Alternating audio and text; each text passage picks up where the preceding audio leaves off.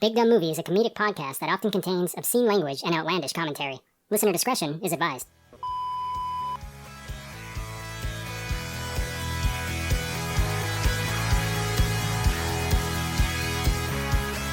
Hello and welcome to Big Dumb Movie, where we discuss movies of the big dumb variety. I'm your host, Korey, and I'm joined today with my friends Jonathan of Oxnard.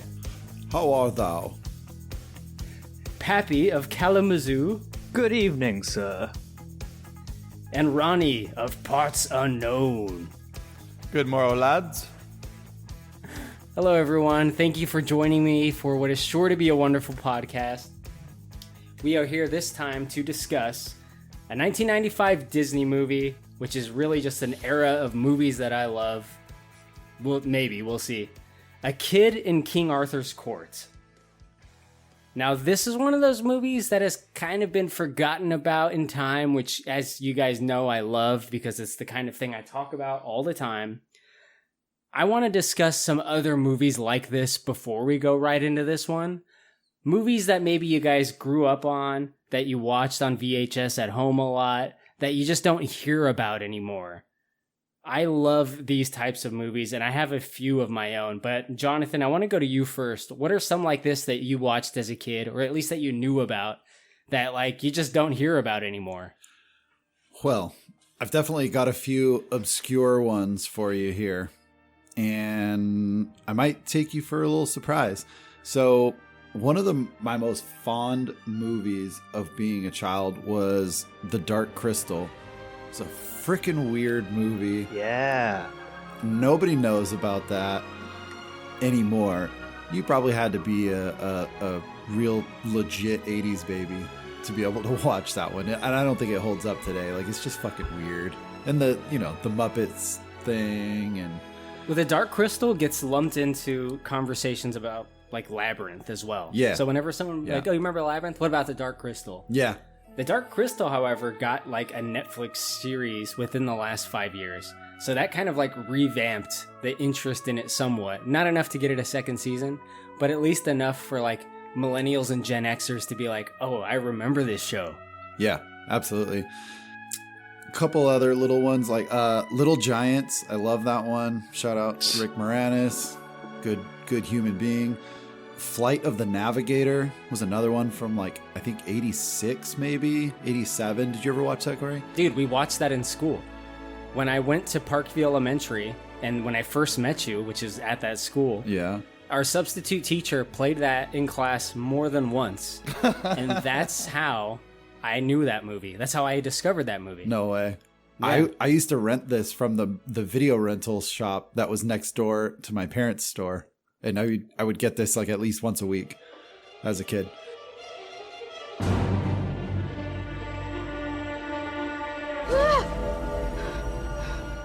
Sit down, Navigator. You have the information I require to complete my mission. I have been sent from Phaelon to borrow samples of life from different galaxies for study. On this planet, I chose you. Why me? Why not?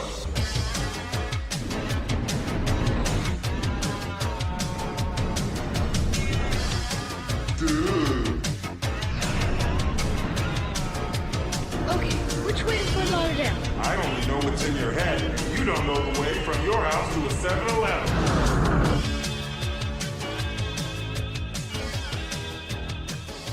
That's it. It's a good one. You know, kid, you get a spaceship. It's like the kid fantasy movie, right? Yeah. Like, imagine if an alien spaceship came down and you got to control it and you got to be friends with it. It's like, you know, it's like Terminator 2, but like less dire.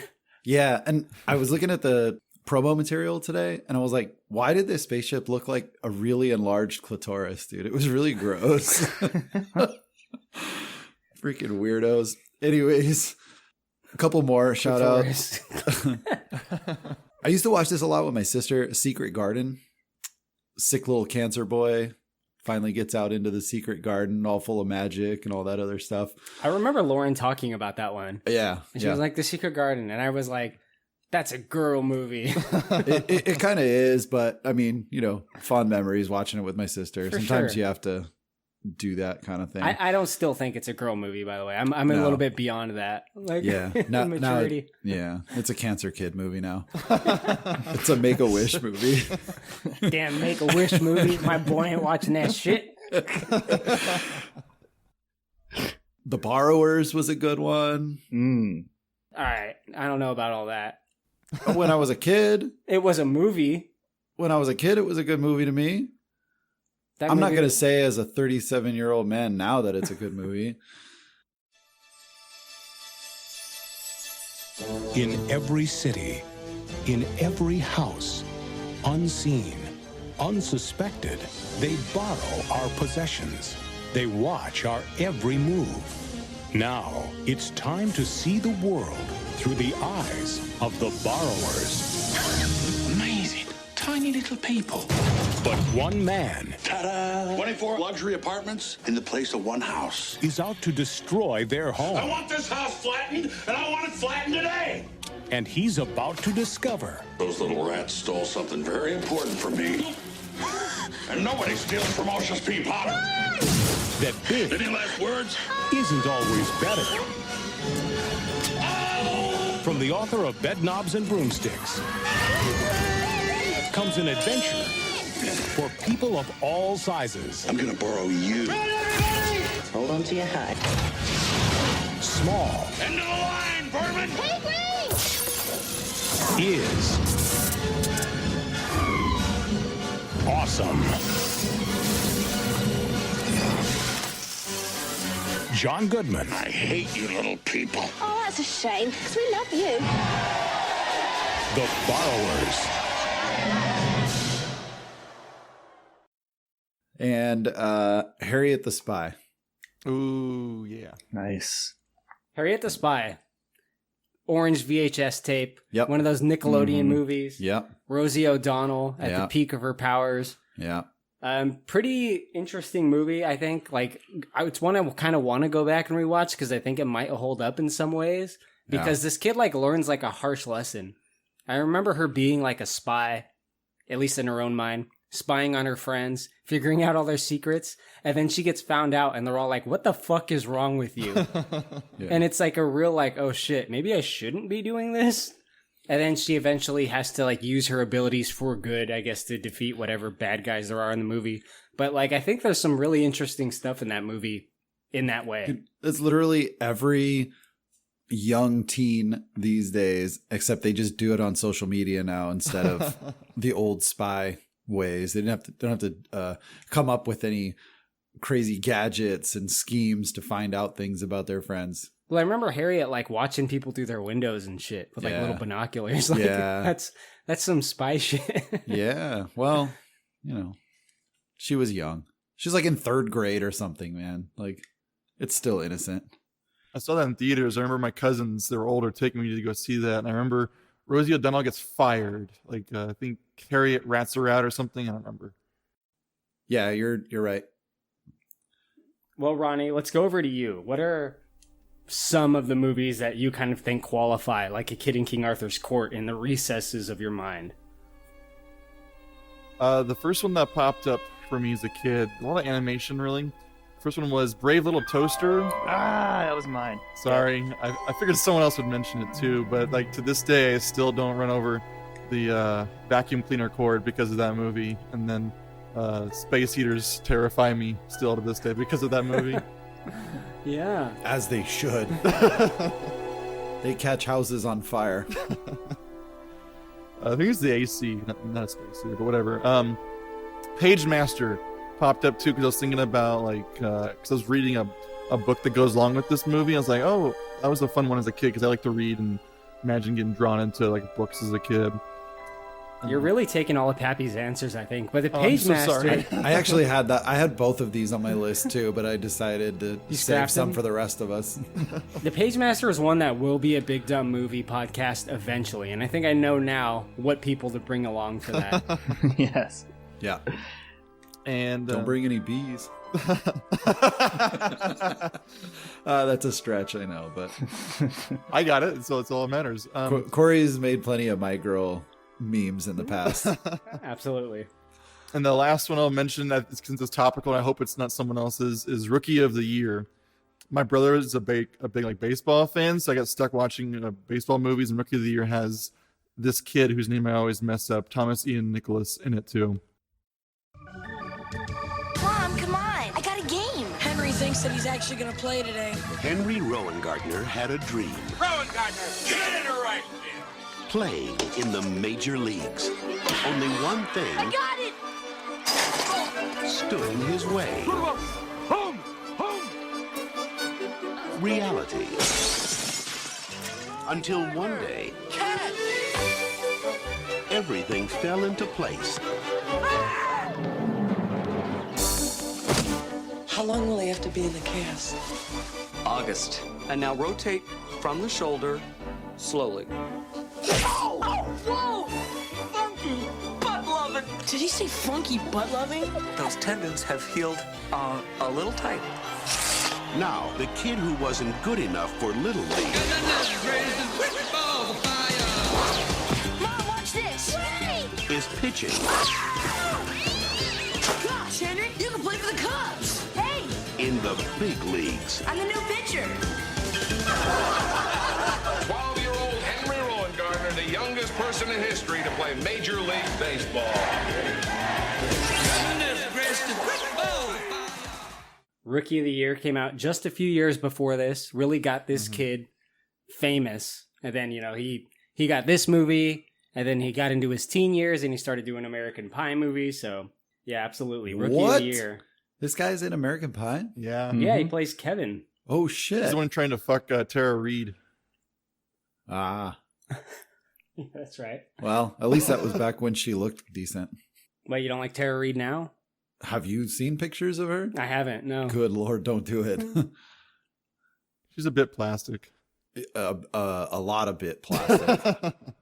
Yeah, dude, she got fucked up by the plastic surgeon. Pappy. Body positive podcast today.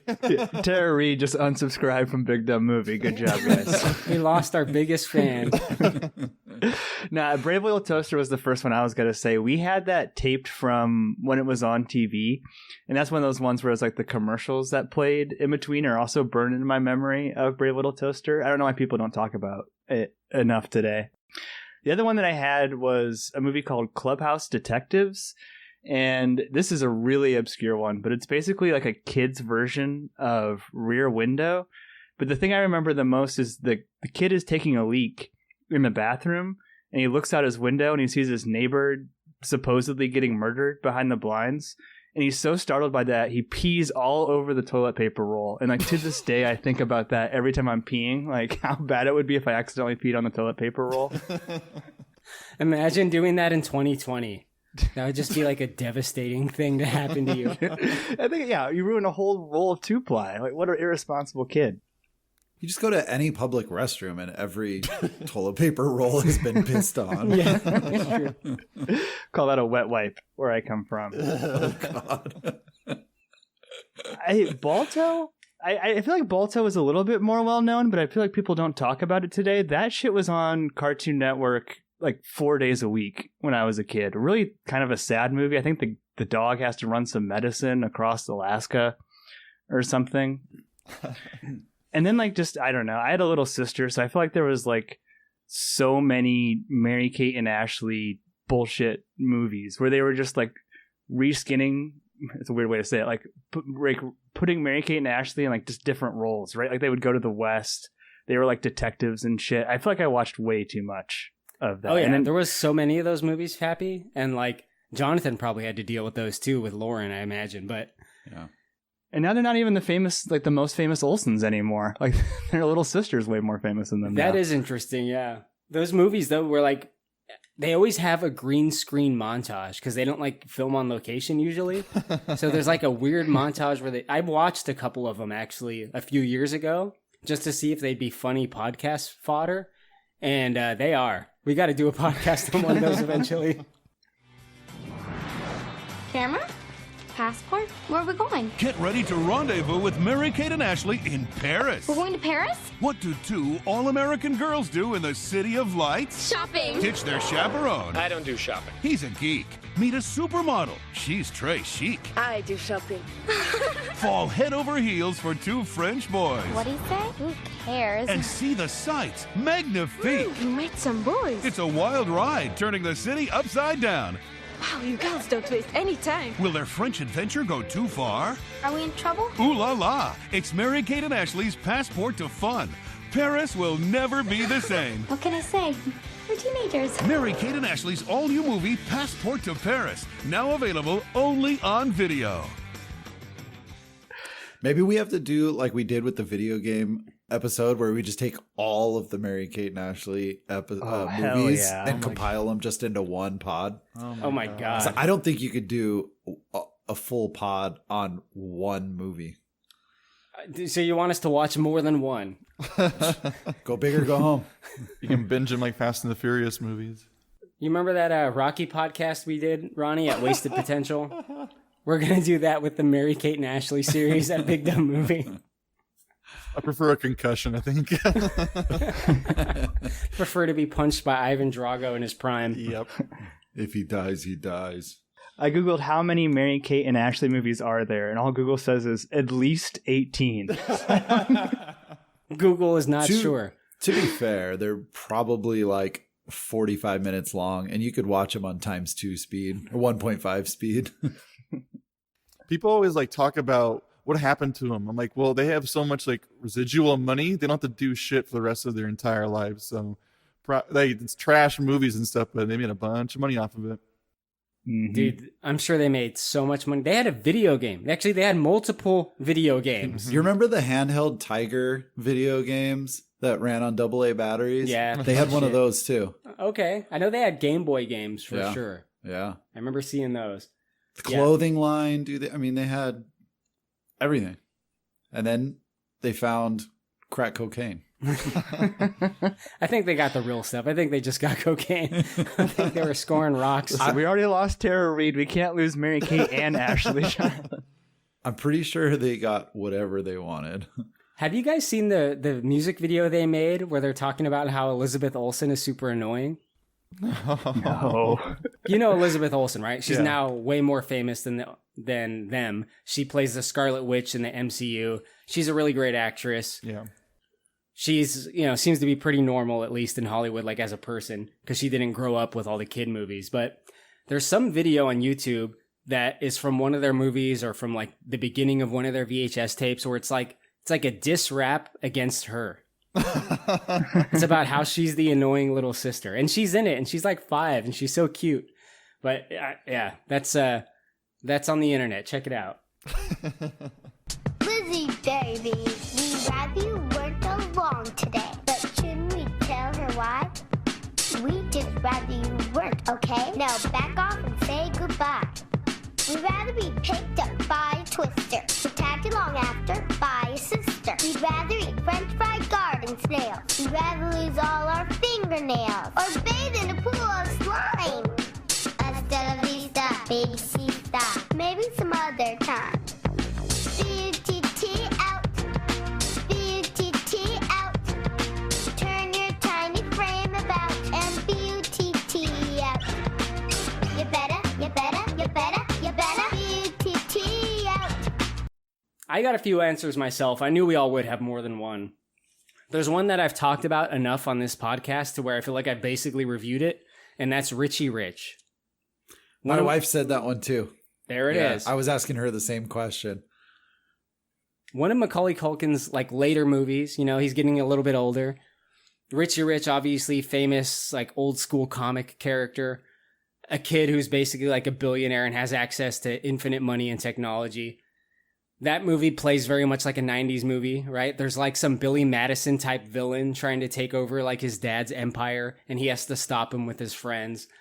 I talked about this, I think, at least 20 times by now. Richie Rich has a fucking fully staffed McDonald's inside of his house, which I think is the dumbest shit I've ever seen in my life.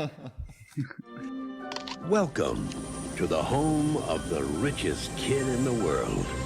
The home of Richie Rich. Hello? Richie, dear, liver is rich in protein. It's very good for you. It's so tasty, too. He has his own baseball coach. Nice hit, Richie. Thank you, Mr. Jackson. A theme park. Man, it must be cool to have everything. And even a personal trainer. My name is Korey. Yikes. He had everything a boy could want. You have your own McDonald's? Except the one thing he wanted the most. I'm wondering if you guys can come over this weekend, hang out. Hang out? Friends. Maybe I can play with you guys. Not! But when someone tried to steal the family fortune, I hate that kid. What are you after? The vault, Richard. The rich family vault. he finally got his chance. Richie? Boy, do I have a job for you guys. Remember this, you have the power of your father inside you. Trust the force, Luke. Now, Access approved. Richie did it. He's in. Let's go. whether by land, Let's kick some butt, shall we? Fire. by air, or simply by luck, they'll come to the rescue. Warner Brothers presents an adventure so big, even the richest kid in the world can't afford to miss it. Yes! Macaulay Culkin, I used to think you were just some spoiled rich kid, but now you're not so bad. Richie Rich. Round one to you, sir.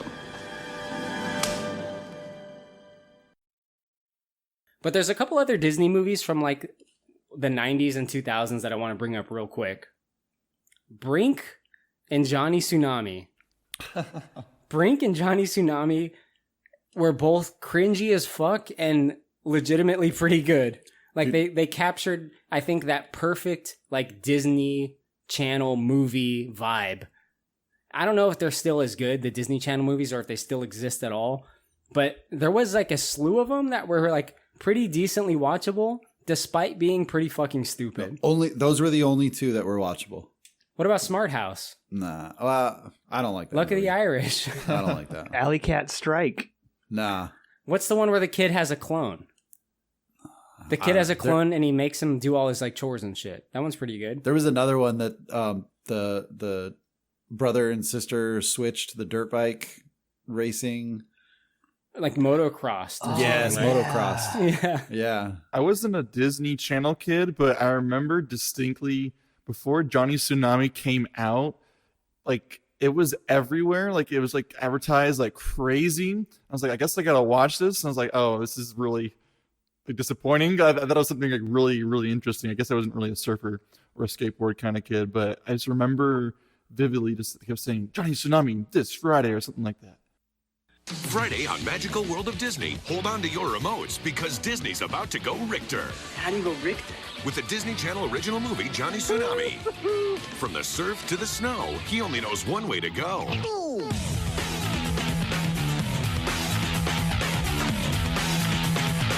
Are you ready to go Richter? No possible way! Catch the Disney Channel original movie, Johnny Tsunami, Friday at 7:30, 6:30 Central, right after an all-new So Weird on Magical World of Disney. Those two movies, Brink and Johnny Tsunami, were absolutely SoCal-based, relatable. If you lived anywhere in Southern California, you absolutely related to those movies and enjoyed them. Except for Ronnie. Except for Ronnie, yeah. Yeah. But yeah, I watched both of those not too long ago. And? It was very nostalgic. I think they hold up, but I enjoyed them more for the nostalgic factor than the actual production or quality of the movie. But I think it's worth a watch. Here's my final answer, my actual answer, which is a movie that I really want to do a podcast on someday. It stars an actor that has been in some Big Dumb Movie episodes. It stars Tim Allen. Anyone want to take a guess which Tim Allen movie I'm talking about? Jungle to Jungle. Jungle to Jungle. The one and only, man. It's got to be, right? Yeah, that was on my wife's list of movies this morning too. Jungle to motherfucking Jungle. Yeah. I think I've said this before, but I believe it was the very first thing I played on Disney Plus. When Disney Plus came out, I got it, and I put on Jungle to Jungle, which is like a really fun movie up until the very end when it makes absolutely fucking no sense. Because all of these movies have to have like the kids defeating adults that are the villains. And for some reason, there's like a coffee mob that is like woven into this movie. And at the end, the mob shows up and it's like Tim Allen, Martin Short, and the little Jungle to Jungle Mimi Siku boy. And they got to take out the mob. You know, they got to like blow darts at them and like set traps and shit. It ends up getting really stupid. But up until that point, pretty fucking cool movie. I like it a lot. It's amazing that every one of your movies is also on my list. I'm glad that I took off the ones I did because that worked out really well. Yeah. That's what happens, man, when we grow up together. Can we give a quick shout out to Fern Gully also? The Last Rainforest? Yeah. I asked my wife the same question this morning. She said Fern Gully first. Nice. Pappy, were you into Fern Gully?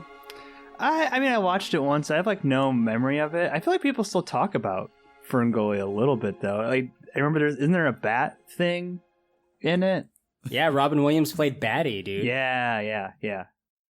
And where are you from? I just blew in from a biology lab. I'm back and I'm flapping free. Let me tell you a story, and it's all about...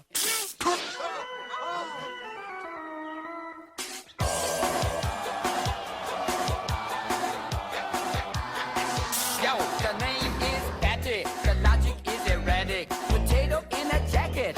Toys in the attic. I rock and I ramble. My brain is scrambled. Wrapped like an animal, but I'm a mammal.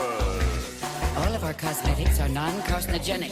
I've been brain-fried, electrified, infected and injectified, vivisectified, and fed pesticide. My face is all cut up because my radar's all shut up.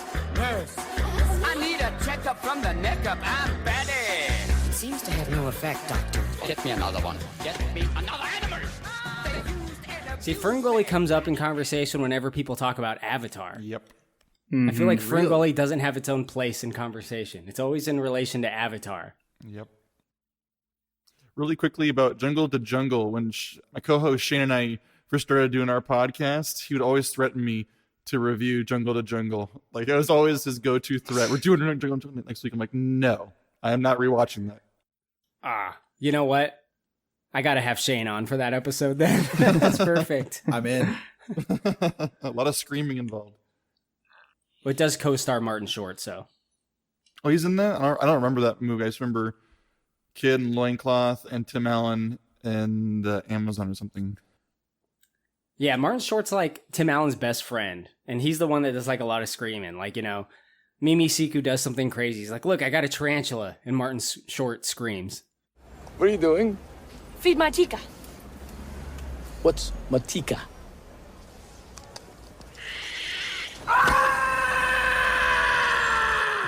Oh, now it's all coming back to me. Ooh, okay. He's like an obnoxious sidekick, like a David Spade character. Yes, Ugh. exactly.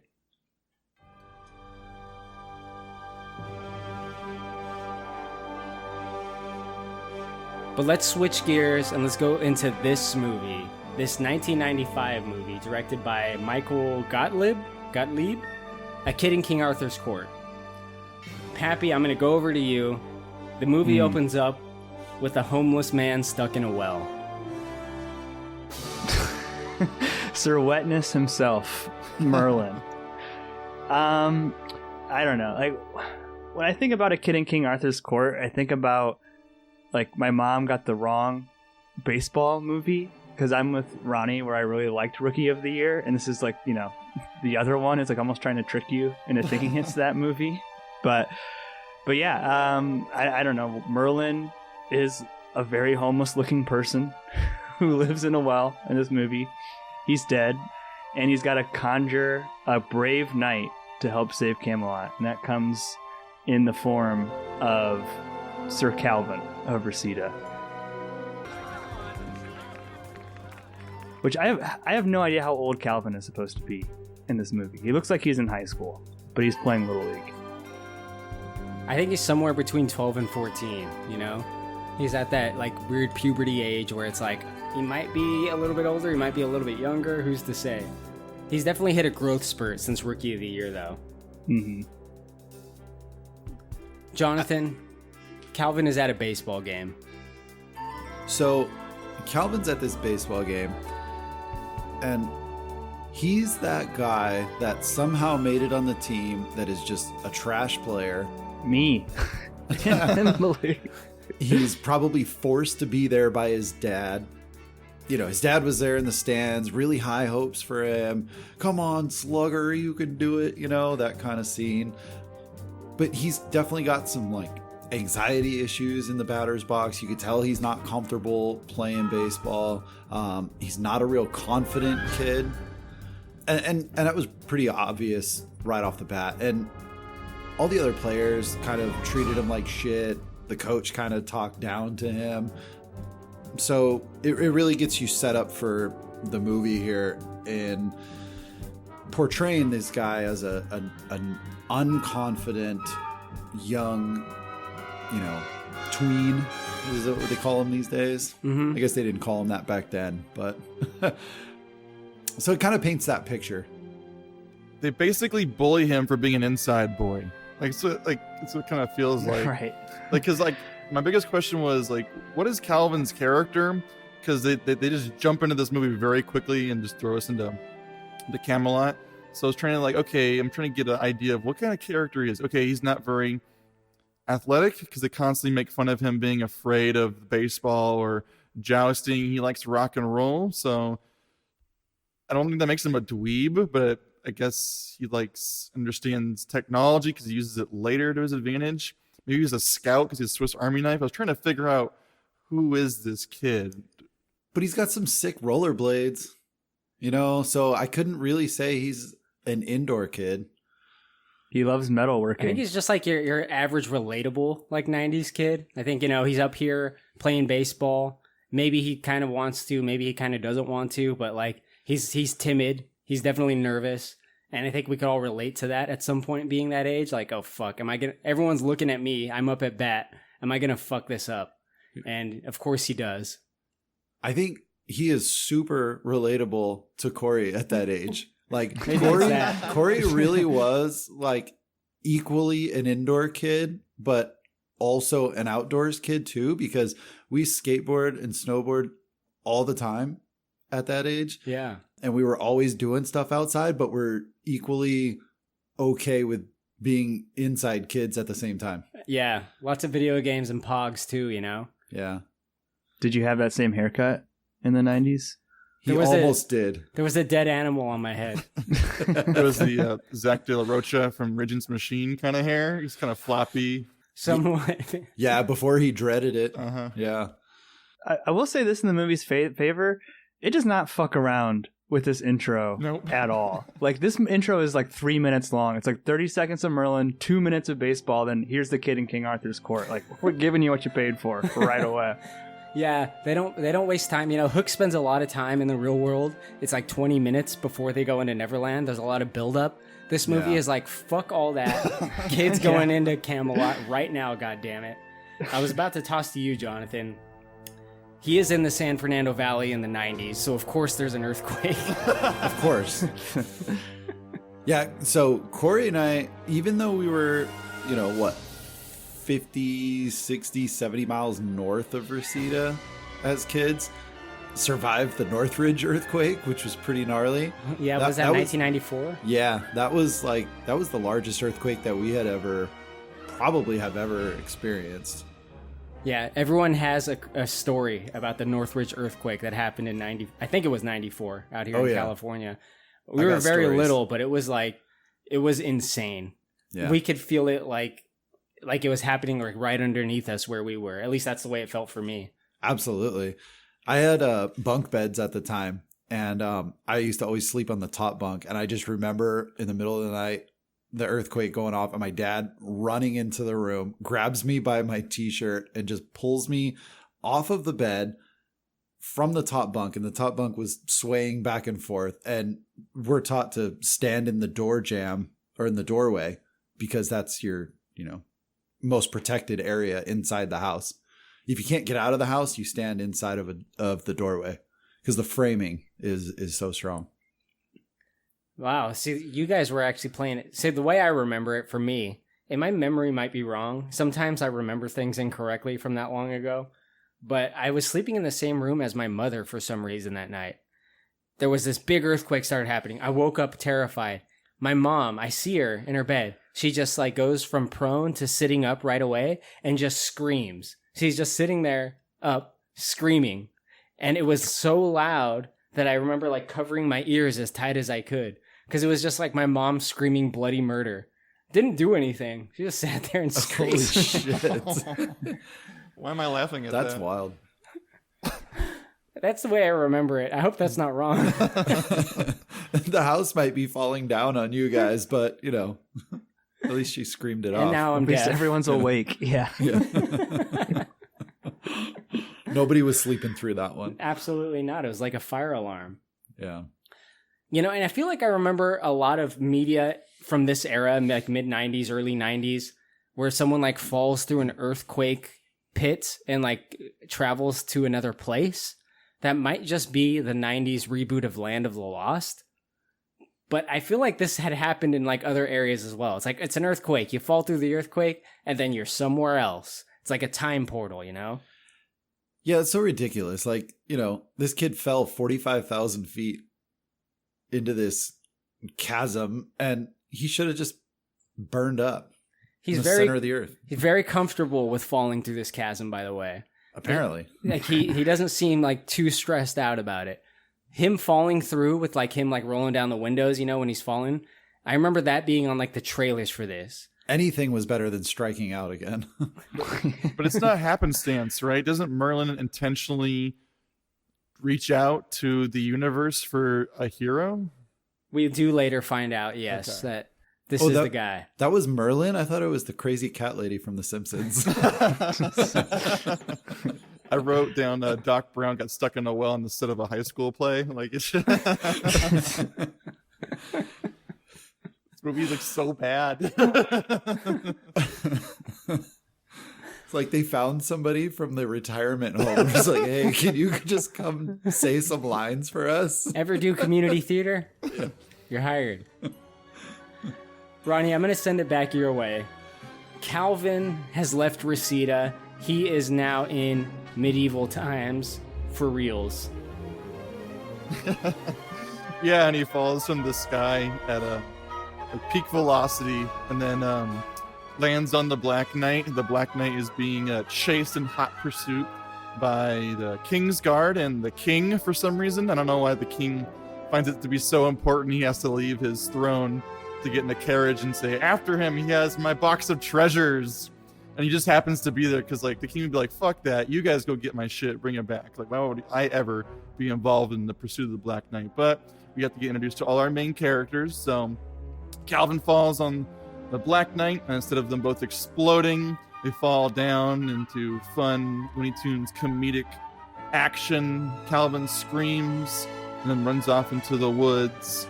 And we get introduced to, like I said, the king and our main villain, Velasco. Yeah, we get to see the very obvious villain pretty early on, don't we? It's like the Jafar guy, right, Jonathan? Dude, I totally got that. It was like the same concept as Aladdin here, except less magic carpets.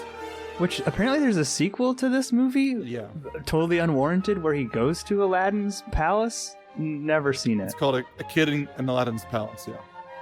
Huge Jafar vibes from Lord Elastic. You know what I was super impressed by? Belasco's hairline. Dude, he's got his hair pulled back into like a early 80s porn guy ponytail. And oh my god, dude. It was just ridiculous. And then that like the gray streak of his hair. In True Lies, you can kind of see it because Belasco is also in True Lies. Anyway, but you can see, but his hair is like real curly in that movie. This one, they kind of pulled it straight back. Yeah. It's like, look, man, your hairline has receded further than LeBron James's hairline here. Like, it's time to let it go, dude. Just let it go. So you're talking about Belasco, who is played by Art Malik. Like you said, his most famous role, I think, is as Aziz in True Lies, who is the leader of the terrorist outfit known as Crimson Jihad, which I think is one of the funniest names for a terrorist organization. Crimson Jihad. That just strikes fear into the hearts of your enemies. I love it. Sounds like some Street Fighter shit. It's very 90s, you know? It's like a 90s comic book almost terrorist name, but yeah, that guy's in this movie. He's like the random Persian guy or whatever that happens to be like on the Arthur's court. Why is he there? How did he get there? You know, who knows? But he's very Jafar, right? He's in the king's ear, and he's kind of like running the show. Yeah, you could tell he's a bit of a shyster right from the beginning. You like that word, shyster? It's got a connotation to it there. Yeah, I felt that's kind of 90s throwback word. Well, he does seem like a guy that would be selling used cars, and I can say this from experience. I deal with these motherfuckers all the time at my job. Very much like Belasco, these guys. Yeah. I immediately just thought like Rodney Dangerfield should have been the king. Like, no offense to Joss Ackland. Yeah, no offense to him, but I was just like his kind of bug eyes and like his white hair, just his demeanor. I was like, how much like more fun would it be if Rodney Dangerfield was like the king here instead? I'm the king. I can't get no respect from nobody. It's terrible. Take my daughter. No, please take her. Yeah, I mean, the king is a weird dude. Like, it's kind of a weird casting. This guy, I know him from another movie, and that's Bill and Ted's Bogus Journey, where he plays Denomalos, who's like the main villain of the movie that you don't actually see a lot until the very end. In this movie, the way he plays the king is like almost like semi-senile at times, especially in a scene later on, like where the king first wakes up and he's going on about like interlopers are all around me.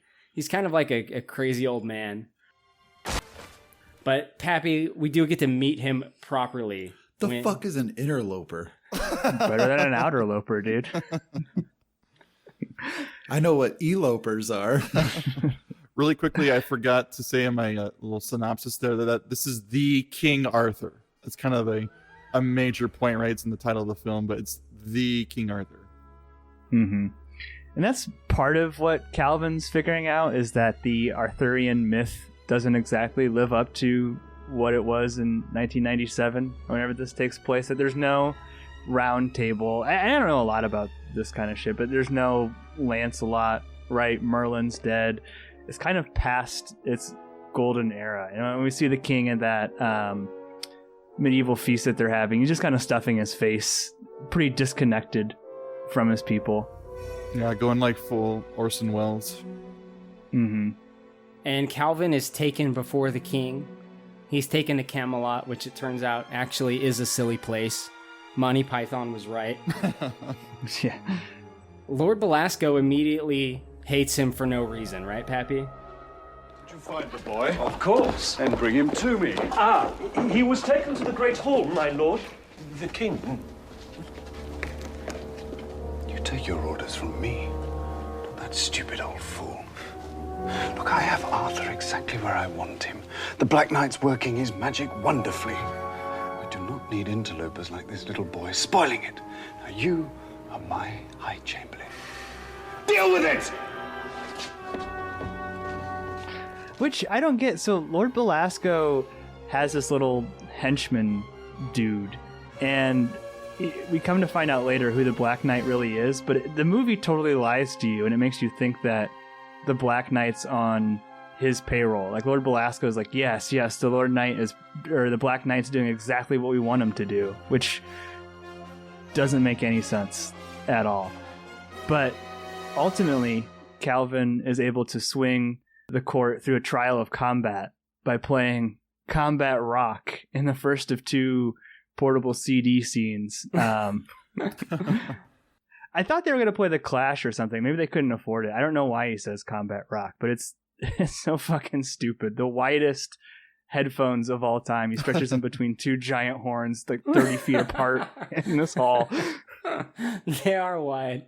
Jonathan, what do you think of when Calvin whips out his one defense mechanism, combat rock? Dude, that is the dumbest fucking thing I've ever seen. How does it work, Jonathan? Does the technology hold up? No. However, I will answer the headphone thing, though. Okay. back in the day, they used to make the earbuds 2 individual strands or wires, right? And they were just kind of stuck together. So you could actually split them all the way down the middle to the jack connection. So, hey, if those things were 3 feet long, now you got 6 feet. So do so at your own peril, because they're going to get tangled forever after you do that. Yeah, they would. You would never get the knots out of those. But if you connect them to a horn, do they like amplify like 20 decibels or what? Maybe. It's a long shot. So Belasco says, all right, you know what? I fucking hate you, kid. You showed up and I fucking hate you. I challenge you to a duel. And the king's like, all right, how do you want to fight him, Calvin? Calvin's like, I choose combat rock. Connects the headphones to the horns, right? Plays music. It blows out everyone's eardrums. And Belasco, is defeated. He, walks off in defeat and shame. He leaves in such a huff. He's so... I choose combat rock. Here goes.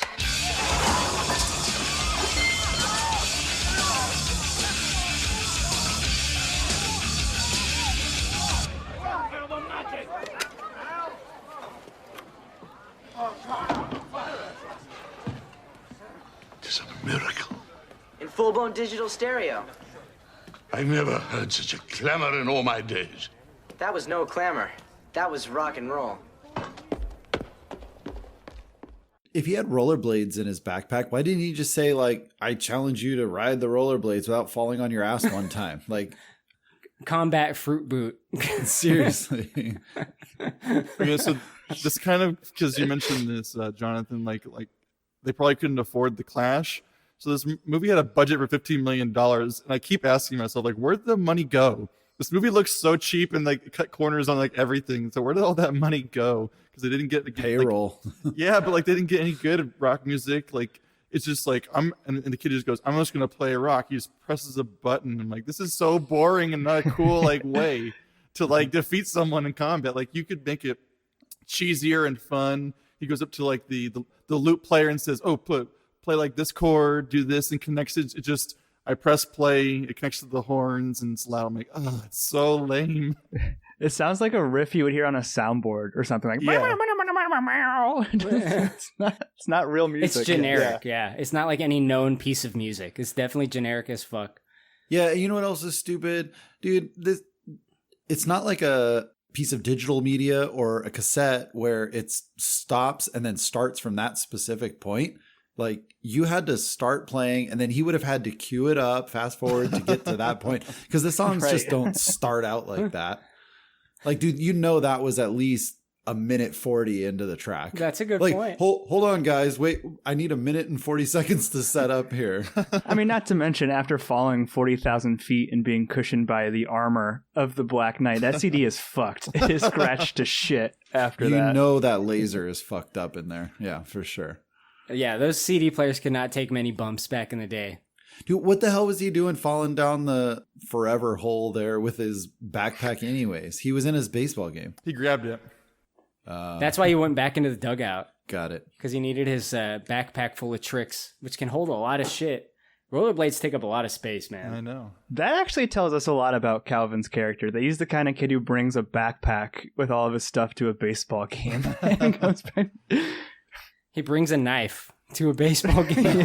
These kids talk too much shit. They're going to get stuck. I like your tan. Not just any knife. That's a Swiss Army knife. The very name conjures greatness. Like Harley Davidson. A movie so good we quote it for fun. See? So use that corkscrew and just go after one of the kids and say, motherfucker, stop making fun of me. He was going to... That was his day, man. He was going to kill someone. These motherfuckers make fun of me one more time for striking out. I'm stabbing one of them. Now it's very 90s. You know what he should have done? He should have took the laser from the CD player and lasered his eyes out so he wouldn't have to play baseball anymore. We can't talk about the laser yet as much as I want to. I want to put myself though back in the mindset of a kid in the 90s watching this, because when he busted out Combat Rock, mind you, I was 9 years old. I was very excited. I was like, that's fucking badass. I was like, he did it. He defeated this slimy piece of shit Belasco. I was like, go you, Calvin of Reseda. You fucking rule. Each piece of tech that he introduces in this movie, I thought was cooler than the last when I was a kid, including stuff with the blacksmith, which we're going to get to in a little bit. But I have a question for you, Jonathan. Yeah. Is Reseda the bowling capital of the world? I've heard of that. You have? I Googled this. Pappy, do you have any... You live in Michigan, right? Yeah. Isn't the bowling capital of the world like Detroit? I have no idea. Where does Kingpin take place? Like the finals Reno. of Kingpin? I was going to say it's either Detroit or Reno. Well, I would have said Reno. That's where the final tournament is in Reno. That's got to be pretty significant. But they came from the East. But where's Reseda play into this? Who cares? It's the bowling capital of the world. He says it. Dude, yeah, but there's bowling tournaments all over the world. Ronnie, what's the answer? So I actually Googled this because I was like, what happens when these movies are boring to me? I just Google random little tidbits there. So it says Detroit is the first thing that pops up. It's just like known for the bowling capital of the world. Bunch of inside kids. Yeah, inside kids makes sense because the gunfire. The next one was Milwaukee. Was the next one. It has some like, makes sense, I guess, you know. Cold, terrible cities. Yeah, and all you do is drink yourself to death, and you can be a good athlete if you're drunk and love cheese, I guess. And then finally, the most bowling alleys in the world is in New York City. Not Reseda. There you go. They were probably talking about lawn bowling in Reseda. If you say so, fine. I believe that.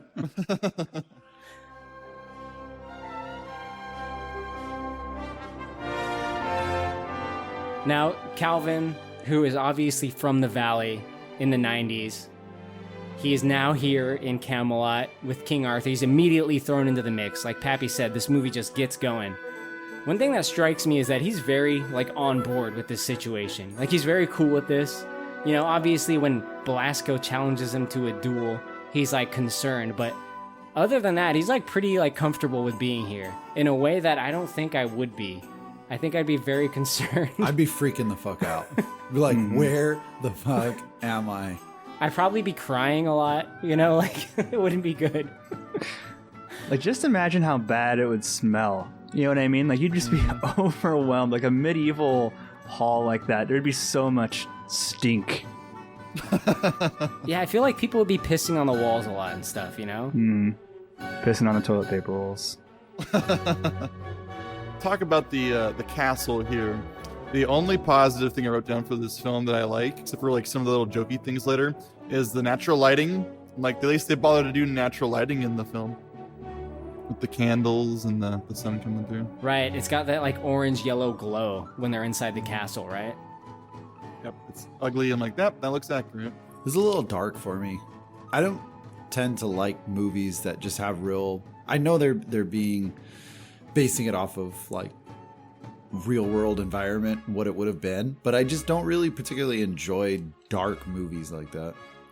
It did bother me in some scenes, but what the movie does is it takes you out of the castle often enough in between, so it's not like in that constant state of dimly litness. So I didn't think the castle looked bad. Like, Ronnie, I know you said like you didn't know where the production design went. I think they went over to like Hungary to film this, so I don't know if that's where they shot the like internal shots of the castle, like some castle there or whatever. But I don't know, for like as bad as this movie is, I thought the internal of the castle looked fine. You know what I mean? Like, it could have looked way cheaper, like a studio lot or something. I'm very okay with it.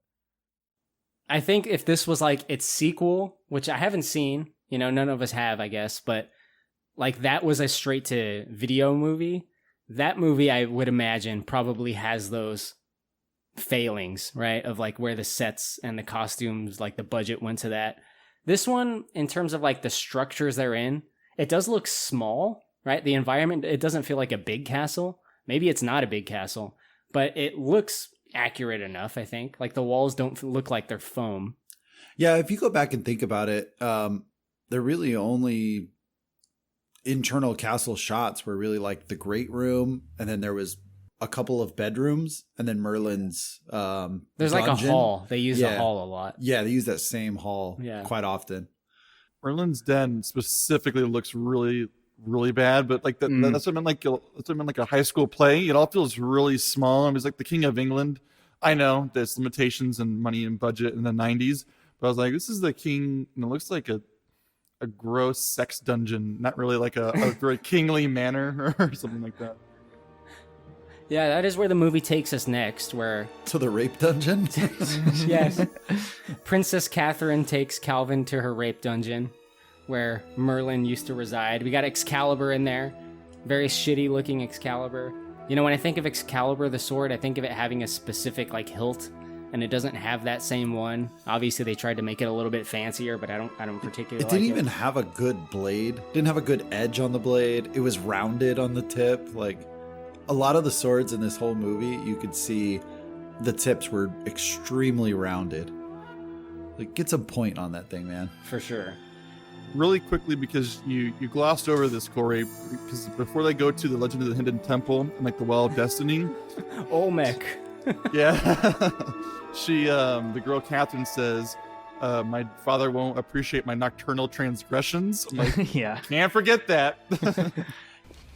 Wait, your father sent you here? I cannot lie to thee, sir. My father knows nothing of my nocturnal transgressions. Yeah, I couldn't get over her the way that she spoke. I feel like they made her vocabulary like they just tried a little too hard. That's the most noticeable instance of that, I think. My father knows nothing of my nocturnal transgressions. And he's like, I don't know, he says some like Valley speak shit in response. They went super hard on him though too. Like they had him go way overboard for a 90s kid. They're like, you gotta be as Valley 90s as possible, kid. Put all this shit in the script. And that's why it's so noticeable when they have these just random little moments of like, oh, thou art and thine own doeth and knowest and that kind of shit. It's like his juxtaposition is like, this really stands out as like very, it feels like cheaply kind of and easily quickly written. I think today would be worse though, you know, like 2023 with like Gen Z internet slang would be fucking bad. No cap, good sir. I was just gonna say that. Yeah, like no I cap just fell in the earthquake crack. No cap. He'd be like, "You're in Camelot, sir. Dead ass." Yeah. This tournament is lit. His jousting is mid at best. Yeah. Lord Belasco is mid as fuck. Jonathan Calvin does get to meet Merlin and kind of discover his purpose there. You know? How does that play out? Well, right before that, what I thought was actually pretty cool was the secret doorways within the castle that Katie shows Cal, and like where she had to put out the fire, and then there was a secret entrance, go down the hallway, another secret entrance. That was pretty cool. And I think as a kid, you always thought that any place that had secret doorways or secret tunnels was the fucking best, dude. Absolutely. Mm-hmm. And the thing that bothered me is that he didn't react enough to it. He was just like, a secret door, cool. Yeah. No, I would have been like, I want to fuck with a secret door for a while. Yeah. Like, I fucking love this. Right. Like, show me what you did. Yeah. I want to see the procedure for opening this door. I would really be excited about that in a big way, especially as a kid. But even now, like, that's carried over for me into adulthood. Secret doors are cool as fuck. I just saw a video yesterday of a guy who had a wardrobe, and it was a secret entrance through the wardrobe, and it was this old man who had this massive library, a full bar, like it was a total, like, just his sanctuary through the wardrobe. And it was fucking cool, man. I love it. And it's pretty crazy that we're the most excited about the secret doors of this whole podcast. Well, okay, like, I feel like nowadays people like love secret doors, and it's childish because this whole like escape room kind of whole fad too of like, oh, getting the key and unlocking the room and going to the next one. So I feel like most people like have that like nostalgic kind of childhood like fondness, whether it's like Scooby-Doo or cool palaces and secret escape tunnels. So it's not just you guys, but you guys are definitely a giddy out over this. Yeah, absolutely. I think it's like the Indiana Jones thing, right? It's like that's like a factor. Like you think of being in some like ancient ruin and it's like, oh, who knows what, or like the Goonies, you know, who knows what kind of secret door you can kind of like find your way into. I didn't know much about pyramids until kind of semi-recently, the last couple years, like about what it's actually like inside. I honestly assumed it was like the Mummy for like my whole life. I know I'm a fucking idiot. I get it. But like, apparently it's just like one walkway that takes you from one end to the other. But like I had assumed there was like tunnels and you can like undiscovered like caverns and like you can like trigger a fucking door that could open. There's no way technologically speaking that's possible, right? Like shooting darts when you step on the wrong stone. That's so funny because like that's rooted in the base of like British explorers and like them writing these vaguely racist type of like beliefs about like Egyptians or even like in Central or South America, like all these like pyramids and things like that. Like, oh, there's traps and there's treasure. Like all these just like fake beliefs that we just bought into and become part of our pop culture and like our horror movies and our adventurer movies. There's something fun about it, you know? And I think this movie tries to introduce some of those elements, especially right here. Yeah, absolutely. But enough about traveling through the castle. Calvin has to get up to some like night training shenanigans, doesn't he, Pappy? Yeah, and this is where we meet Master Kane, aka James Bond, aka Benoit Blanc, aka Daniel Craig. Like, that's one of the most mind-blowing things from this movie. I don't think we mentioned Kate Winslet's in the last scene, but like watching this, like if you would have told me at the time this guy would go on to be like play James Bond, I would be like, there's just no fucking way. And that's not to say that he's more like James Blonde. Yeah, it's not to say that he's bad, but it's just like there's nothing here that would clue you into like the superstardom he would have later in life. What are you talking about? That bowl cut, though. Yeah. That hair is awesome. It starts to be like poetry. It rhymes, right? Like I don't think we mentioned this, but there's 4 things that he has to remember, and he keeps getting these coaches and mentors who say 3 things. Bullard, now look, just remember what I told you. 3 things. You lean in, you cover the plate, you pick a point in the outfield, and you let her rip. Actually, that's 4 things. Remember 3 things. Lean in, protect your steed, fix a point on your opponent's person, and have at him. That's 4 things. What? Never mind. And we see that he's like, you know, really bad with an axe. He's constantly shooting arrows and throwing axes through windows, taking out cats off screen. It's a bit of a mess.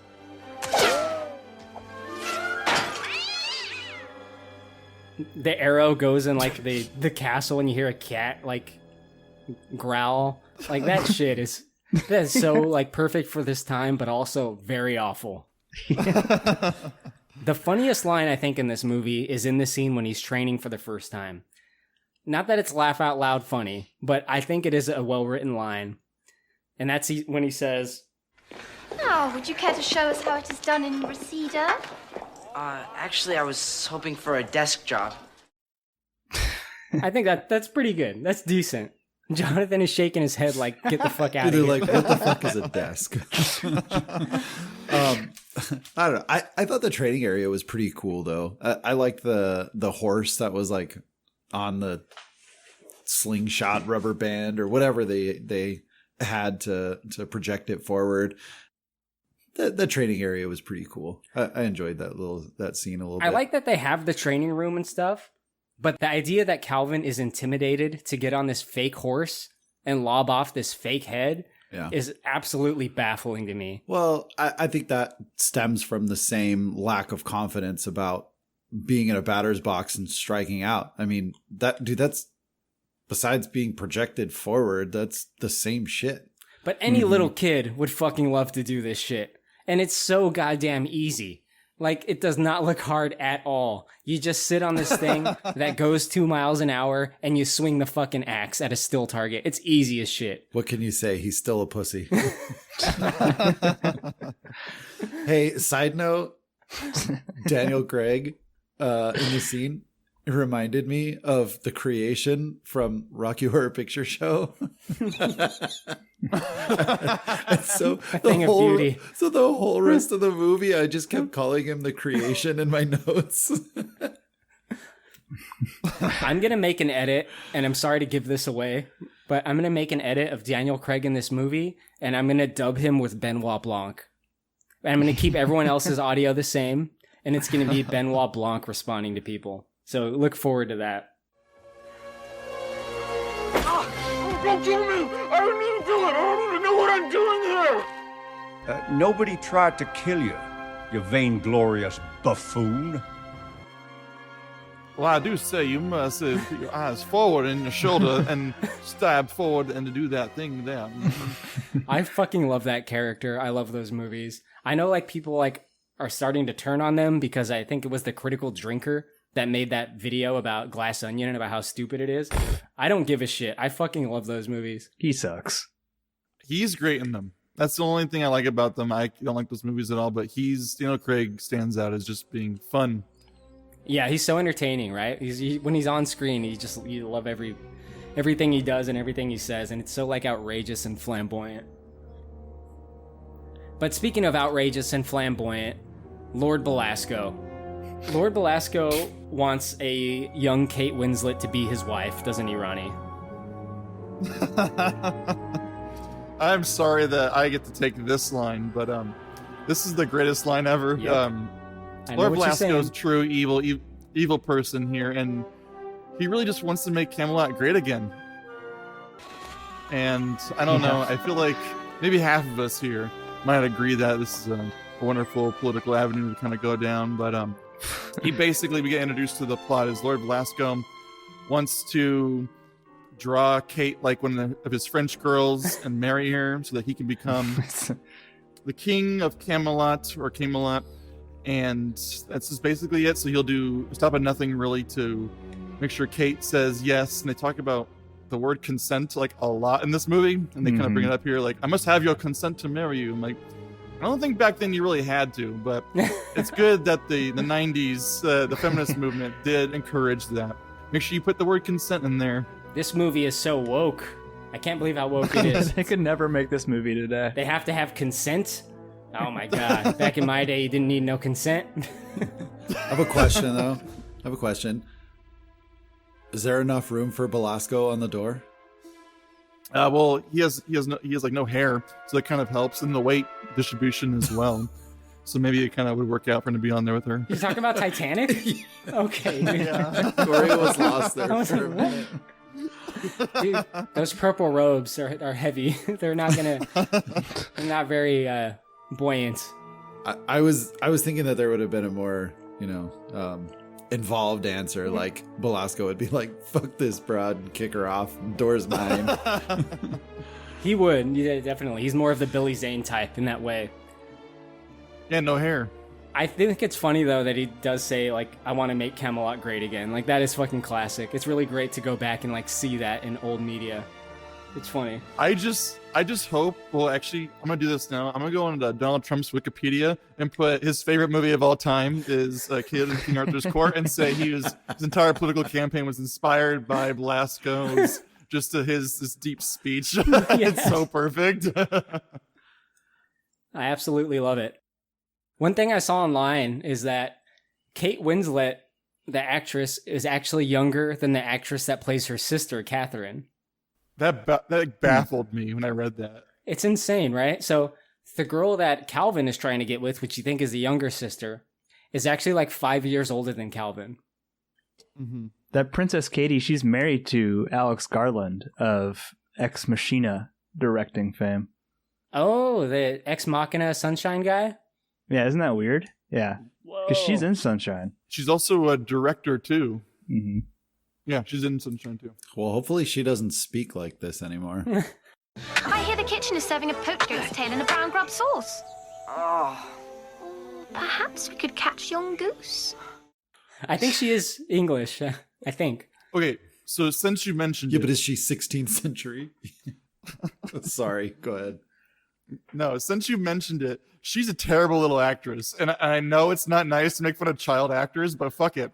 She can't stop looking down. She's always looking down at Calvin's Excalibur. She's just looking down at it the entire fucking movie. It's so irritating. She's looking at his crotch? Yes, she's just looking down the entire movie. I got the feeling that she was just like told to portray like a shy person. She's either, I mean, you wear a cup in baseball, right? Yeah. Oh, dude, he might have been bulging, man, the whole time. She's like, look at this fucking weirdo with a boner all the time. Yeah. She's either looking at that or she's looking at her marks where she's supposed to be standing. Actually, that might be an actual real world answer. Is just make sure she's in the shot. Make sure you're in the shot, you little shit. Like, line up properly. Yeah.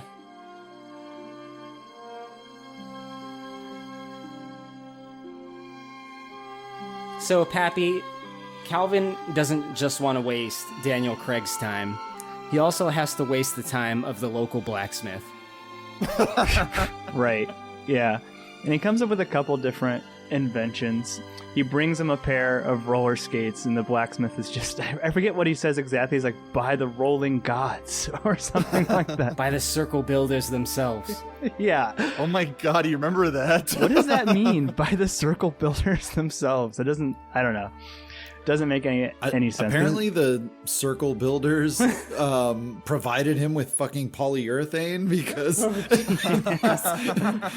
he actually had real polyurethane wheels on these fucking atrocious rollerblade inventions and ball bearings. Like, what the fuck, dude? That was the part that got me. The ball bearings. I was like, what, how? Doesn't the kid tell him, combine that metal with that metal and you're all set, as if like that will create plastic or something? Mm-hmm. Yeah, that's for the bike. Yeah. Sorry. That was to make an alloy for having the strength of steel, but he probably fucked it up and put the weight of iron on there. He got it all backwards because there was no fucking way that bike would ever work. It was like a 4,000 pound fucking bicycle with training wheels. Dude, the bike looks fucking insane. The bike is so bad. Like, there's a good reason they don't show a lot of the bike, because when you see a wide shot that has him riding the bike, it's a training wheel bike, and it's pretty sad. It's awful. Every day is leg day with that bike. Dude, it's like they took the bottom, the lid and the bottom of a barrel, and then just put a hole in the middle of it and made those the wheels. Like, it's so bad. Right. It popped them right off. You know? Yeah. These rollerblades, they kind of look like something I would try though. But like, you're definitely breaking an ankle, dude. Yeah. Like, or at least rolling an ankle. Yeah, seriously. So like, what they did was for those of us that are familiar with rollerblades, you had the four wheels, right? And the piece that they all attached to. Well, he took those and somehow affixed those to some flat pieces of wood and then just put some straps on top. Remember those old things called moon shoes? Yeah. Dude, they looked like moon shoes with wheels on the bottom. Yeah. Like, dude, somebody was going to fucking die. I mean, he's a fucking medieval blacksmith. What do you want, Jonathan? He made ball bearings, for fuck's sake. Seriously. And he did that in about like 2 hours. Oh, yeah. Yeah, and I don't know how Cal was able to come up with the legitimate blueprints that fast too. I mean, this guy can make anything. He indeed has that reputation. Well, he's like going around on like cement shoes. Like, they're so heavy. They're not going anywhere. Or if he goes downhill, he's not stopping anytime soon. Yeah, dude, that bike didn't even have brakes, man. But the circle gods blessed him. This whole part of the movie sucks, though, and I hated it when I was a little kid, and I hate it now because it's like, it's about them falling in love. You know what I mean? Like, these two kids, like, I don't know, like, who gives a shit? I want to see them do cool medieval crap. Like, I don't know, just have it be like this, like, these two kids crushing on each other. It's so lame. And well, it goes back to like the whole like medieval times, because those are like all like romantic stories, because those guys only do any of the quests just to fuck, because it's like all they wanted to do was to get laid. So it goes to the whole like chivalry, because like literally, which is super embarrassing that they took chivalry like literally, But yeah, it's super boring because like when I was like, I'm a male, so 10 years old watching this, I'm like, boring. Do the karate moves. Do the karate Power Ranger shit. That's the exciting part. Yeah, they had to balance out the rapey Belasco parts, you know, like let's get some love and tenderness and chivalry in here and help balance this out. I semi-recently finished House of the Dragon, and like, nice. Comparing it to this in terms of like how marriages happen, and I know that House of the Dragon is not like real world, right? It's not actually medieval England, but it is similar in a lot of ways, right? Yeah, it's inspired by Come here, we're married now. Bend over. Right? Yeah, there's a lot of that. Yeah. Like I'm going in dry. Rule 13 now. It's time you have a husband. I'm surprised Disney doesn't have more 12-year-old incest. I think that's where the saying "if there's grass on the field, play ball" came from. From medieval England. Yeah. Just say it with an accent. Yeah. Play ball. If thine possesses grass on thine field, then play ball. Playeth the ball. The game is on. The tourney must commence. Oh my god, this is too funny now. I have to cut out so much good stuff. I've got a serious question for you, Korey. Do you think McDonald's paid for him to say Big Mac? That I don't know why that part pisses me off so much, but it's not a fucking Big Mac. Me too, so much. I don't know why I'm so mad about it.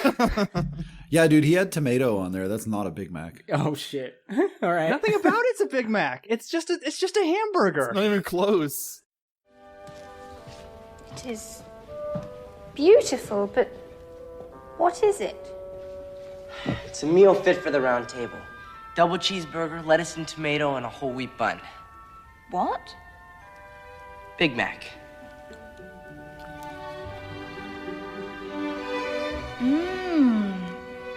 It's good. I mean, bad. Dude, the only thing that's Big Mac is that it had 2 pieces of meat.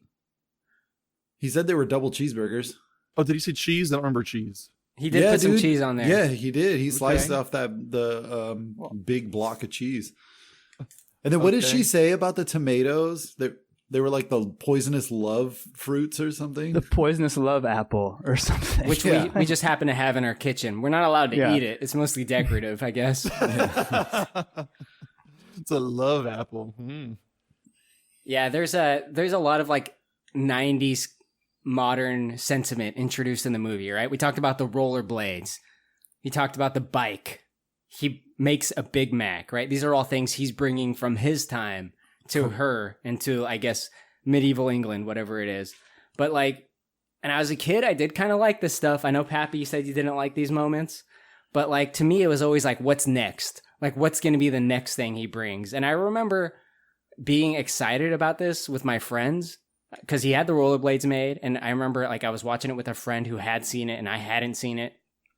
And he goes to the blacksmith again and he was like, do you know what the next thing he's going to make is? And Calvin describes it like, it has to be light as a feather, but bigger than Belasco's head or something like that. And I was like, oh shit, what is it? What's big but light? What is he going to do? And it was a bike. And we were all excited. Like, yeah, that's awesome. He has a bike in medieval England. I can't believe how stupid I was sometimes, you know? Like, I thought he was going to make like a badass sword or something like that for him. I didn't think it was going to be a bike. With training wheels. What's really weird too are all of these scenes are like, again, like 3 minutes long. They're all so short. Like it's very like ADD edited. Like each one of these little like clips is way shorter than you think it should be. It's bizarre. They ran out of money. I actually have some insight on that. And there's a lot of articles that have been posted about it. And you can see a progression that started back in the early 90s. Producers or whoever you want to call them started understanding the generation of kids' attention span. And so you had these very set guidelines of like, okay, 3 minutes max, got to be a different story because the kid's going to lose interest. 3 minutes, got to change. Now on kids' YouTube videos, it's 3 seconds before you have to change the attention. or else the kid's bored. It's like you could literally count it out. I've got my daughter's she's watching YouTube all the time, right? And I can pull up videos she's watching, and they've got this stuff down to a science, dude. It's like literally 1, 2, 3, change scene. 1, 2, change scene. 1, change scene. 1, 2, 3, change scene.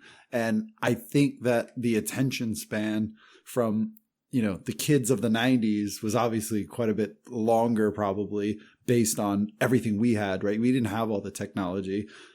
But I was thinking like that domino meme of like where it gets like bigger and bigger dominoes, and it's like a king in King Arthur's court is the littlest domino, and TikTok is like the biggest domino. Yes. Just crashes into it like Calvin does the Black Knight in the beginning. Yeah, this movie is only like 90 minutes, and it's like Pappy said, it's just like it gets you from one place to another very quickly. I could tell like they cut a lot of this movie. Like I'm sure there was more, like the scenes were longer. There was a little bit more dialogue, but they cut them fast. They even like intercut dialogue. It'll go like two people talking, and a few seconds later, it'll cut to like a wide shot of them talking, and then it'll go back to them really for no reason. But these things are it's just the way it's edited. I wonder how quickly they were able to start and end all the shooting for this movie. I didn't even look into it at all, but it was probably pretty quick. A weekend. A weekend. Yeah. I'm wondering too if it was maybe it wasn't like originally planned to be in theaters, maybe just to be VHS directly because it's 90 minutes, or maybe like it was played to be on TV because it's like perfectly 90 minutes. So I don't know if there's like a kind of like apprehension to put a bunch of money into a fantasy movie for kids. I don't know. This kid had some star power at the time, so I can see that being a factor of why they put it in theaters. People know this kid from Rookie of the Year. They like him.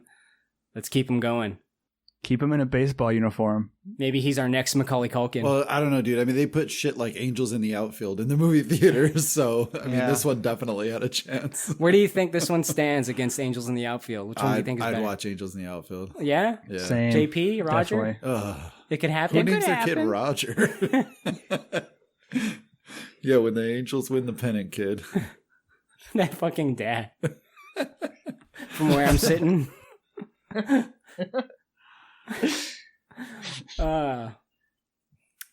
The biggest thing that annoyed me in this film, because like you said, start and stop, it kind of just jumps and goes to the next scene. It's almost like ashamed of itself. Is like Belasco will walk into a scene. He'll be like, "Hey kid," like you said, "Fuck you, I hate you." Threaten to attack him, and then immediately be resolved in 30 seconds. And he just like a little bitch gets up and walks out of the room, and that's the end of the scene. And it's always start, stop, start, stop.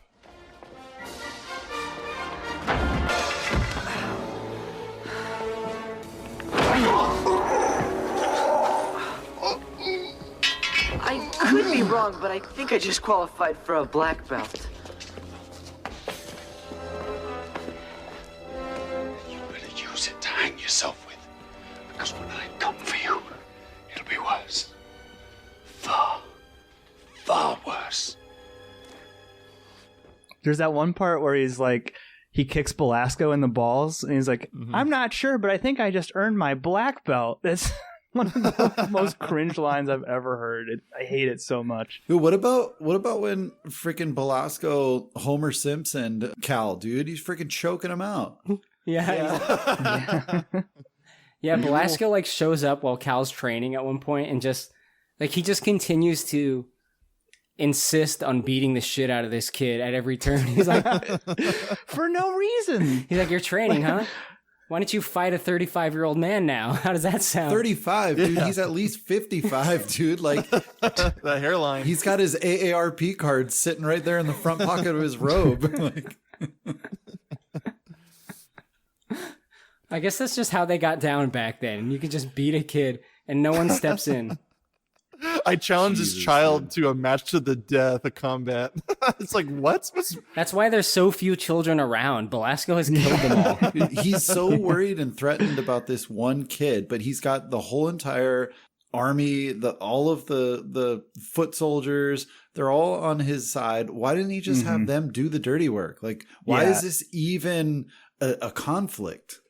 That's what you have to have, right? Like, you have to have Henry Rowan Gardner unwittingly fucking up Belasco's plans, right? Like, somehow. But there's no reason for him to hate him this much. Like, ignore him. You got bigger fish to fry. Yeah, he's not doing anything. The only reason that he should hate him this much is if he was trying to pull his broad, and he's not. He's getting the sister. No, yeah. This will work out. It'd actually make more sense if he tried to use him to his advantage. Be like, oh, this naive person that everyone's really like fixated on because he's new and has this technology. I should like groom him to like overthrow the king and oh, get on this other side there. Belasco is doing some grooming. Yeah. Belasco groomed his hairline back a little too far.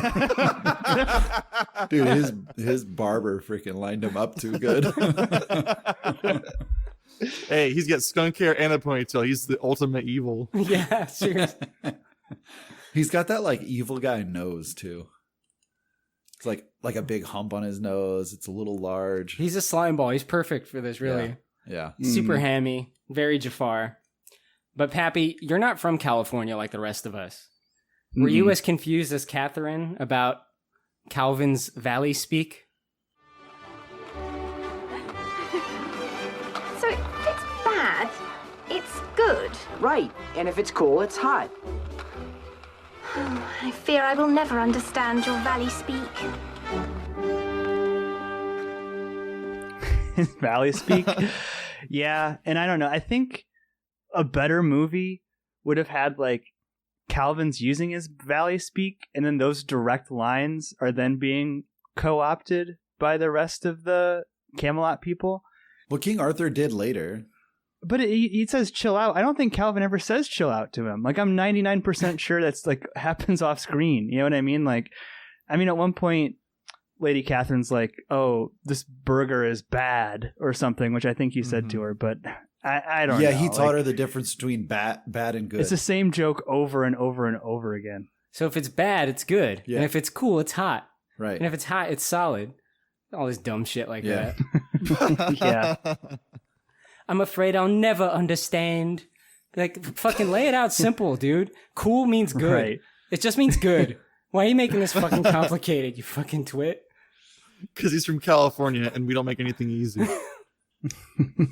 And it's not complicated, actually. God damn it. Yeah. Like, you don't think that Cal would have at some point been like, you know what? They don't understand what I'm saying. Maybe I should just use words that they speak. Like the normal word for, good, or wow, this tastes great, or, something like that. Yeah. He doesn't move an inch in their direction at all. These rollerblades are fire. Yeah. Oh, get them off my feet then. Rollerblades are dope AF. That's what kind of frustrates me about his character, though, is because he's like, oh, he's shy at some points, but then he immediately gets into Camelot and he has no problem just like sassing all these adults that will want to murder him like immediately. And he just acclimates to it as like, no big deal. He says, I miss my parents once, and then doesn't talk about it like ever again. Like, sure, he says, I need to go back to my hometown, but it's like not really the focus of his like objective in this movie at all. He wants to get laid, which makes sense for being a teenage kid. But how long do you guys think he stayed in Camelot? A week. Good week, yeah. That's kind of what I was thinking too. Blacksmith's whipping out stuff in like 4 hours, so I think it's a week. Yeah.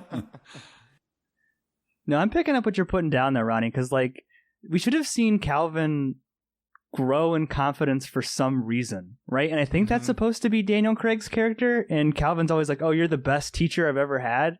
We never actually see that. Every time Daniel Craig tries to coach him up, Calvin just sucks. Dude, you guys are totally missing the point on this movie, man. Like, I'm way in the wrong end of the spectrum here compared to you guys. Like, this is a rise to the occasion type role, right? Like, he shows up, he's some medieval god that appeared out of the sky and took out the Black Knight. Now he's got this own like personification where he's like, he's the fucking man, dude, and he can be whatever he wants to be. So he's now got this like confident presence about him. Like, yeah, he's still kind of growing into it and he ends up getting all the way there by the end of the movie. But I thought the progression of his confidence and step up to the role that he was fulfilling was like, it was very obvious. So I'm surprised that all of us are on opposite ends of that. I feel like, well, it's kind of like what Pappy was saying, though, like they're breakneck speed through this movie because they're embarrassed of what they made. And I feel like it would have been way better if like they actually revered him. Like, I get that they put him like next to Arthur's daughter and they're kind of revering him like a god, but like Belasco walks up and says, "Hey, child, move," and he just does. Like, they don't really respect him, or at least see him as a god, though. But I do see your point. Like, okay, he's rising to the occasion, but it's also happenstance too. He's not actually intelligent. He's just using things that he has. So he's like a fraud. So that also never plays into the plot either. You can't say that he's not intelligent if he's using the tools that he has available. I mean, that's pretty fucking intelligent.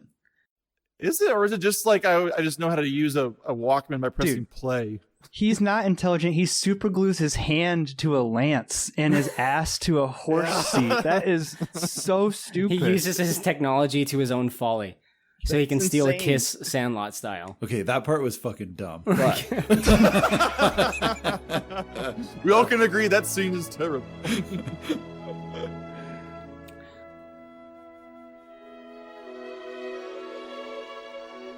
So things are going pretty well for Calvin here in Camelot. You know, he's getting in really good with Katie, Princess Catherine. They go on a picnic. They have a nice little ride. They end up kissing, and all seems right with the world. But then Pappy, Catherine, is kidnapped by Belasco. I have no idea, like, what Belasco's, actual plan is here. Because, to fast forward a little bit, he's actually like a good jouster, right? So he's perfectly capable of winning the tournament, but his plan is to kidnap Princess Katie, tell King Arthur that she's dead. So I don't know how that's going to work out.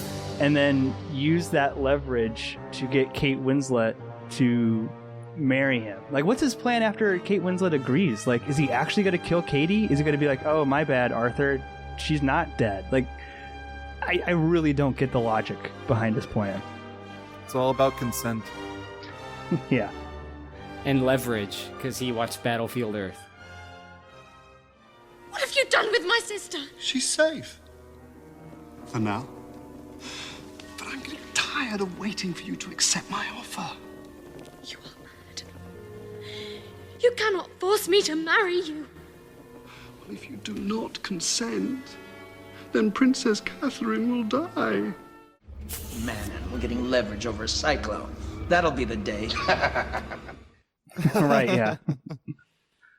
I do like the stunt, though, when Belasco goes to kill Calvin, I guess, again, for no apparent reason. I think Henry Rowan Gardner, actually jumps on that knight dude who's coming in to get him. I don't know if you guys remember that part, but he's on the bed, and it seems like a pretty real shot. Like, he fully throws his body onto another actor and runs away. It doesn't feel like it belongs to this movie, but I don't know. Well, it's weird, too, because he's practicing karate at some point, so it'd make more sense for him to use that later in the film, but he uses, wrestling moves, so then reverse it. Have him do wrestling moves on, a pillow or something when Katie walks in seeing it, so it's kind of easy missed opportunity. I'm pretty sure punches and karate kicks would not work on somebody in a suit of armor, though. You're gonna fuck your shit up doing that. So you've got to resort to those wrestling moves and nut punches. The jump tackle that he does. Yeah, he does, I think, do some of his own stunts, because you can see his face in a few other places as well. But the one thing about when he tackles that knight and he escapes the room, he just runs out, but in the next scene he has his bag. And that's the attention to detail that this movie does not give a fuck about. Right? They just assume the audience is going to be like, okay, whatever. Because he's suddenly carrying his backpack, which he did not grab when he was exiting the room. But you know what? It's for dumbass little 90s kids. Mm-hmm. And 30-year-old adults, apparently. And us. So Calvin has to go, convince King Arthur that Belasco is actually bad, right, Jonathan? Yeah, it was such a weird scene, man. So King Arthur is asleep in bed with his crown on his gut. Like, who sleeps with a crown on your gut? You know, that was just awkward. But then, so Cal has to come in and wake him up to let him know what the hell is going on. And there's just this really weird, awkward scene where King Arthur is just like senile or stuck in some sort of brain trauma in by concussion injury or something. Like, I don't know, man. Like, it was just so weird. And he started talking about the interlopers and I'm gonna fucking murder people. It was just He's like this inept old fool, right? That's like barely functional. Yeah, like he was having flashbacks from the war. Like, I don't know, man. It was a really cringy scene, and I don't think it warranted even being in this movie for any reason. It's a senior moment.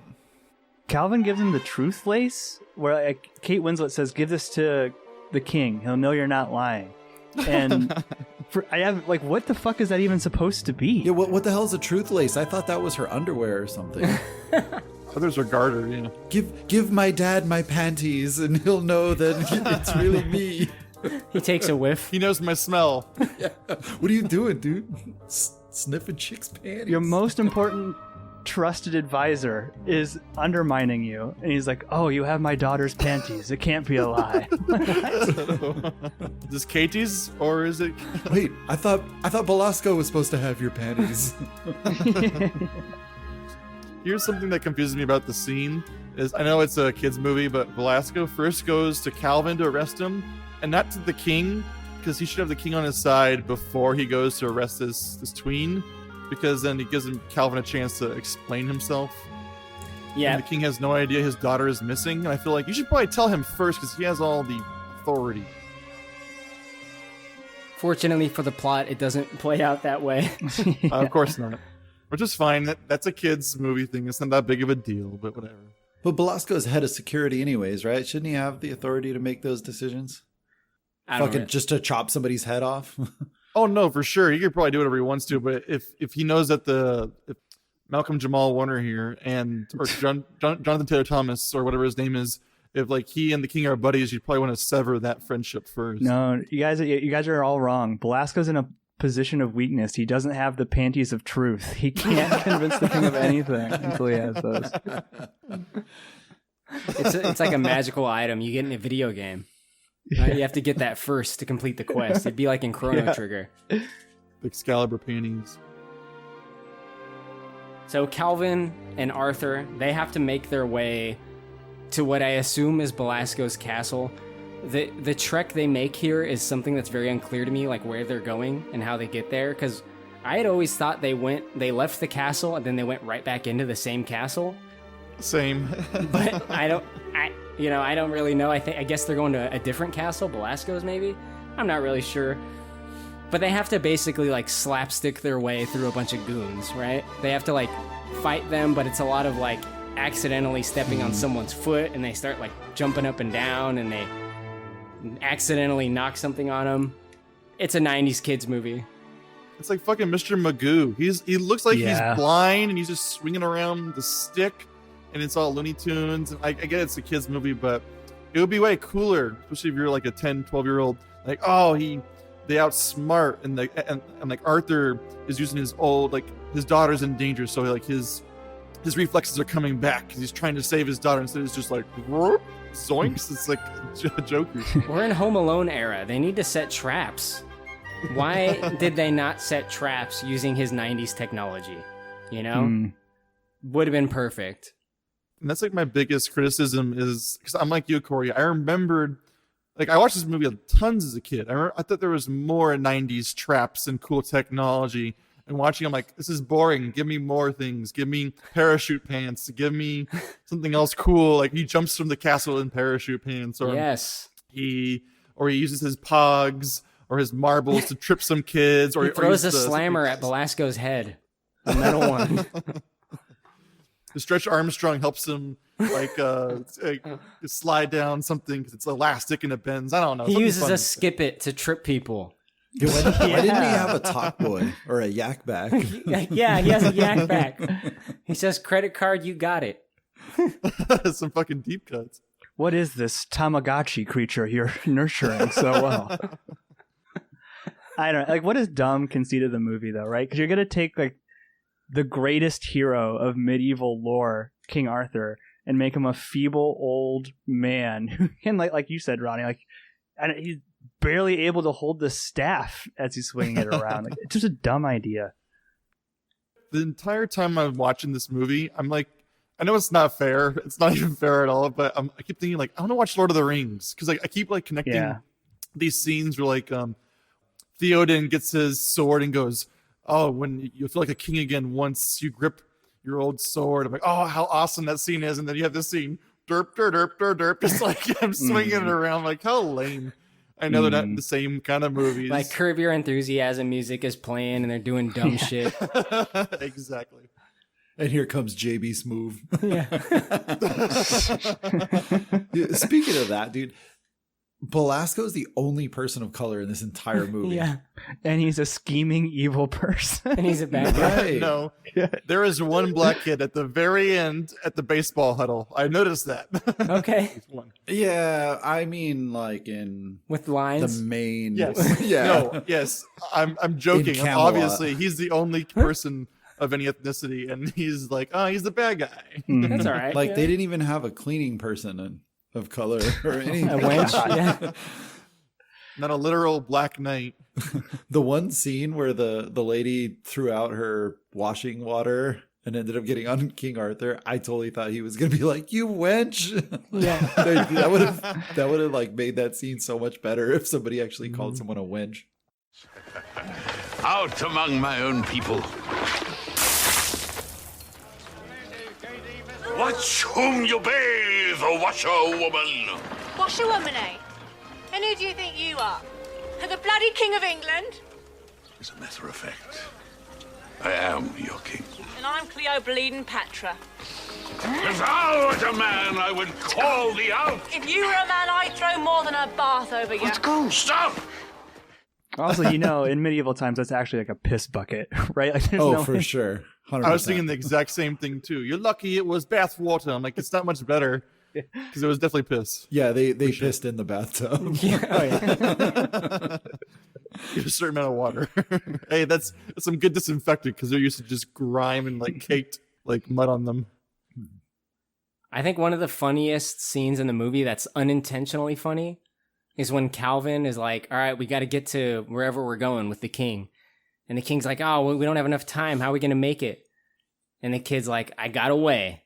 And they're riding that stupid fucking bike again. Okay. Listen, they had to sneak out of Camelot like a walled city. Like, how the fuck did they get the bike out like without being caught?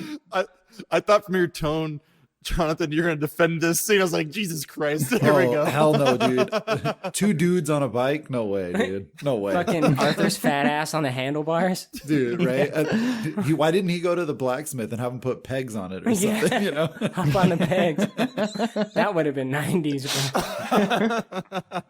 Funny.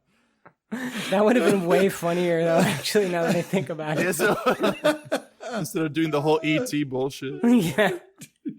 Dude, that fucking piece of shit bike just straight snapped right in half. It did. And I'm kind of glad for that. Like, they didn't make it out to be like this miraculous thing.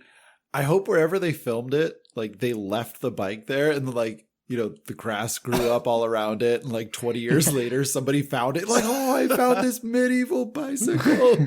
Tony Hawk found it. The circle builders themselves. Right. Yeah. So, you know, Calvin has more future tech, right? He has a Swiss Army knife. They make it to Katie. They get her out of the castle. But they gotta, like, show down with, like, more goons of Belasco's, like, more knights, right? So we got the heroes versus more, like, bad knights. And this is where Excalibur gets put in the hands of Arthur once again. So, like, Excalibur and Arthur are reunited. It's supposed to be, like, a big moment. You know, you were kind of comparing it to, like, Theoden, Ronnie. But, you know, it's pretty pathetic because after he holds the sword and it gives you that, like, grand orchestral score, You see that this old man can barely lift this fucking thing. Yeah. The choreography is fucking pathetic. They have to cut away from it so many times because this dude cannot carry the sword, let alone wield it. That is like Lord of the Rings. You cannot wield it. Instead of like He-Man's like, man. And it's just like embarrassing. And like the Power Rangers choreography comes up and it's like, yeah, walk. Oh, this is even bad for Power Rangers 90s standards. Oh, dude, this movie came out the same year as Mighty Morphin Power Rangers the movie. Don't even compare the choreography of this movie to that movie. It doesn't even, there's like no comparison whatsoever. Hey, I even said it's like an even lower budget Power Rangers dance choreography. I fully admit that. Let alone the rollerbladers scene, right? Because you get a good rollerblade scene in that movie and this movie too. And I don't remember that scene. I remember them jumping out of an airplane to Red Hot Chili Peppers covering Stevie Wonder. That's the only thing I remember from that movie. That and Ivan Ooze. Oh, okay. Well, immediately after that scene in Mighty Morphin Power Rangers the movie, all the Rangers get together and they just go on like this rollerblading excursion. So they do like 2 big stunts back to back in that movie. They jump out of a plane and then they go like rollerblading through construction sites. Were they in plain clothes or in like uniform? Like with their regular clothes, but of course they're wearing their colors, you know, because Yeah. they always wear the color that they are. Right. I got to rewatch that movie. In our other podcast, we covered Turbo because that was more readily available, but I got to rewatch Mighty Morphin. Because of Divatox's titties. You can admit it. Yeah. That's the reason everyone likes Turbo. Divatox, baby. I like the Ewok. That fucking gross looking Ewok. There's no articulation. Not Landor. What the fuck's his name? I don't remember. He's weird though. He's creepy. He's a creepy little bastard. Yeah, he just groans the entire movie. It's awful. During that skirmish, I'm 100% sure that they wanted the chandelier to fall, and that was probably in the original script, but they ran out of time or money or whatever, and like, let's just do a dumb joke where, it usually works in the movies. That line annoys me so much to no end. I hate when movies do that kind of shit. Like, this happens this way in the movies. It is a movie. Make it happen. Make it cool. Mm-hmm. I hate it. This happens in good movies. Yeah, right. Because it could be the same exact expression. Yeah, it works like it did in the movies. Well, I thought it works in the movies. I'm like, you're boring. Make it for your kids. You want to explode and action. Make it fun. Mm-hmm. Gee, this always works in the movies. Yeah, that chandelier thing was in the trailer too. So like they really thought that was good. Like that was one of those things. Like, one of those things are like, oh, we got to showcase this. This is gonna get the kids in. This isn't the Camelot you think, you know? Okay, so I'm guessing you rewatched the trailer for this. I'm guessing you didn't remember it. No, I do remember it. Oh shit! Really? That's impressive. Corey remembers trailers better than he remembers movies. Sometimes. Sometimes. Did they really just push like the 90s gadgets and the comedy in Yeah. the Yeah, oh yeah. That's what it all was. This Okay. kid from 90s Reseda, Valley kid. He shows up, he's got rollerblades. You know, he does Valley speak. He does Combat Rock. Combat Rock was in the trailer. And then you know how Belasco reacts to it, where he's like fidgeting all around? They make it look like he's dancing to it in the trailer. I'm guessing it wasn't like the deep, more intense voice. It's more like the, wow, going back into the 90s, taking it to the medieval times. But now he's on a mission he'll never forget. Yeah, there we go. I do it. It's one or the other. History's getting a new hero, and he's giving everyone the royal treatment. A kid in King Arthur's court. Just put it in your mouth and chew. Why do they call this mad dog bubblegum? I have no idea, Your Highness.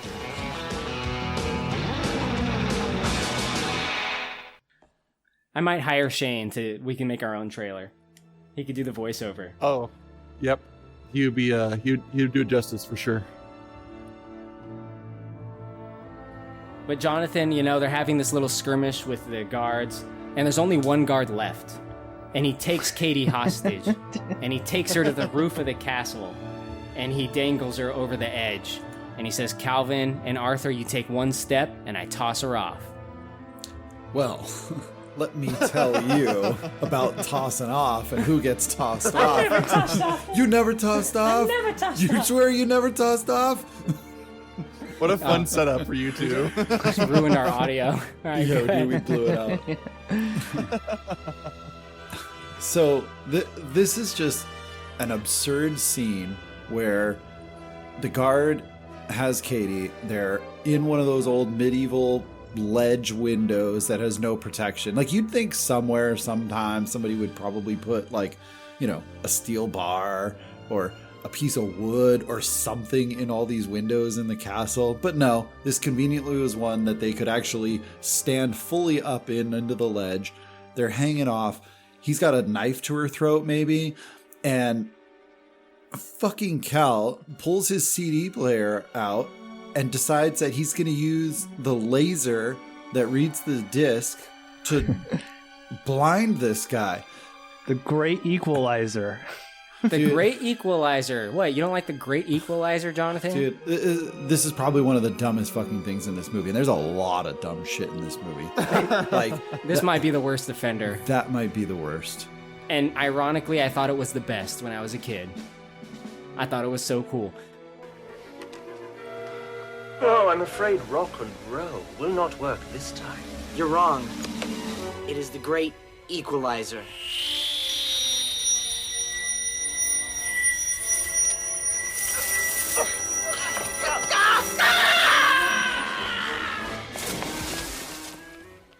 Is it like a pun, like the Equalizer? Is it like a music pun he's making, or is there something else I'm missing here? There was probably a built-in audio equalizer on the Discman. Yeah. There's like a, you know, the bass boost button, and then like, oh, this is for rock music, this is for pop music, this is for jazz music, and you know, those little settings. So it's just a stupid fucking joke, man. So here's the thing when he pulls up the CD player. When I was a kid, I thought that might be some like early version of a laser pointer. Where, like, instead of it being like a narrow cylinder type thing that you have on your keychain or whatever, that they used to be like in a thing that looks like a CD player. But, you know, it's not that, obviously. It really is his CD player. Right. So he holds it up. The color palette of the shot totally changes to accommodate this effect they're doing. It was like some Ghostbusters shit. It was way worse.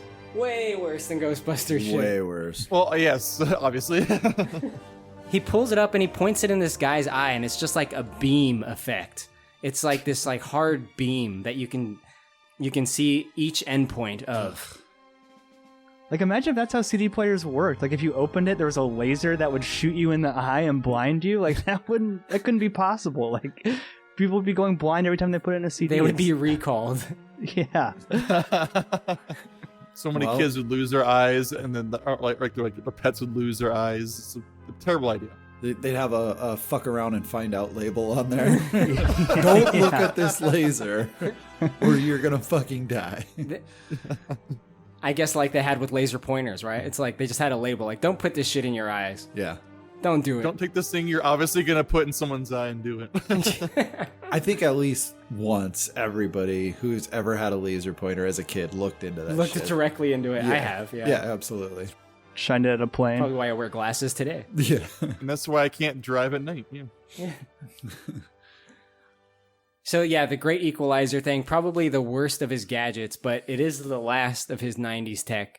And you know, as a kid, I thought it was super cool, but it just doesn't work. Like what it's supposed to be, like you said, Jonathan, is the little lights inside of a CD player, which is almost imperceptible, right? Like I can barely remember seeing a light in there sometimes. Yeah, it was more of, it's such a mediocre, small, tiny laser used to reflect off of the disc. There's no way this was ever going to happen. But this fucking guy just decides that, oh, my eye got hurt with a little bit of light, so I'm going to jump off the ledge now into the moat down below that probably has crocodiles in it or something. Him falling too, that effect of him falling is absurd. It's that like old school Teenage Mutant Ninja Turtles 3 falling effect, right? Yeah. Where they have like someone sitting on a green or blue screen like plank. Yeah. And it's just like them like flailing their arms, and then so Yeah. they have the camera like zoom out of it. So it looks like he's like smaller. Right. It's real bad. Yeah, and why don't you just take the princess with you? Like, Screw her. Like, you're coming with me. You were already holding her hostage. She made her way out of there somehow real quick, yeah. Yeah. Super cringy scene. Like, there could have been a way better, way cooler battle. Like, that would have been a cool scene to see Arthur finally step up and go get his daughter back, you know? Exactly. And you already mentioned it, but like just terrible CGI. And we didn't talk about it in the very beginning when Michael Jai White is falling through like the middle of the earth, and it's just like this silly Spawn. Yes, they're blowing his hair like and then and since Michael Ian Black is a terrible actor, he can't even like pretend to like fall like with any convictions. Like These are good references. These are solid. I'm saving them.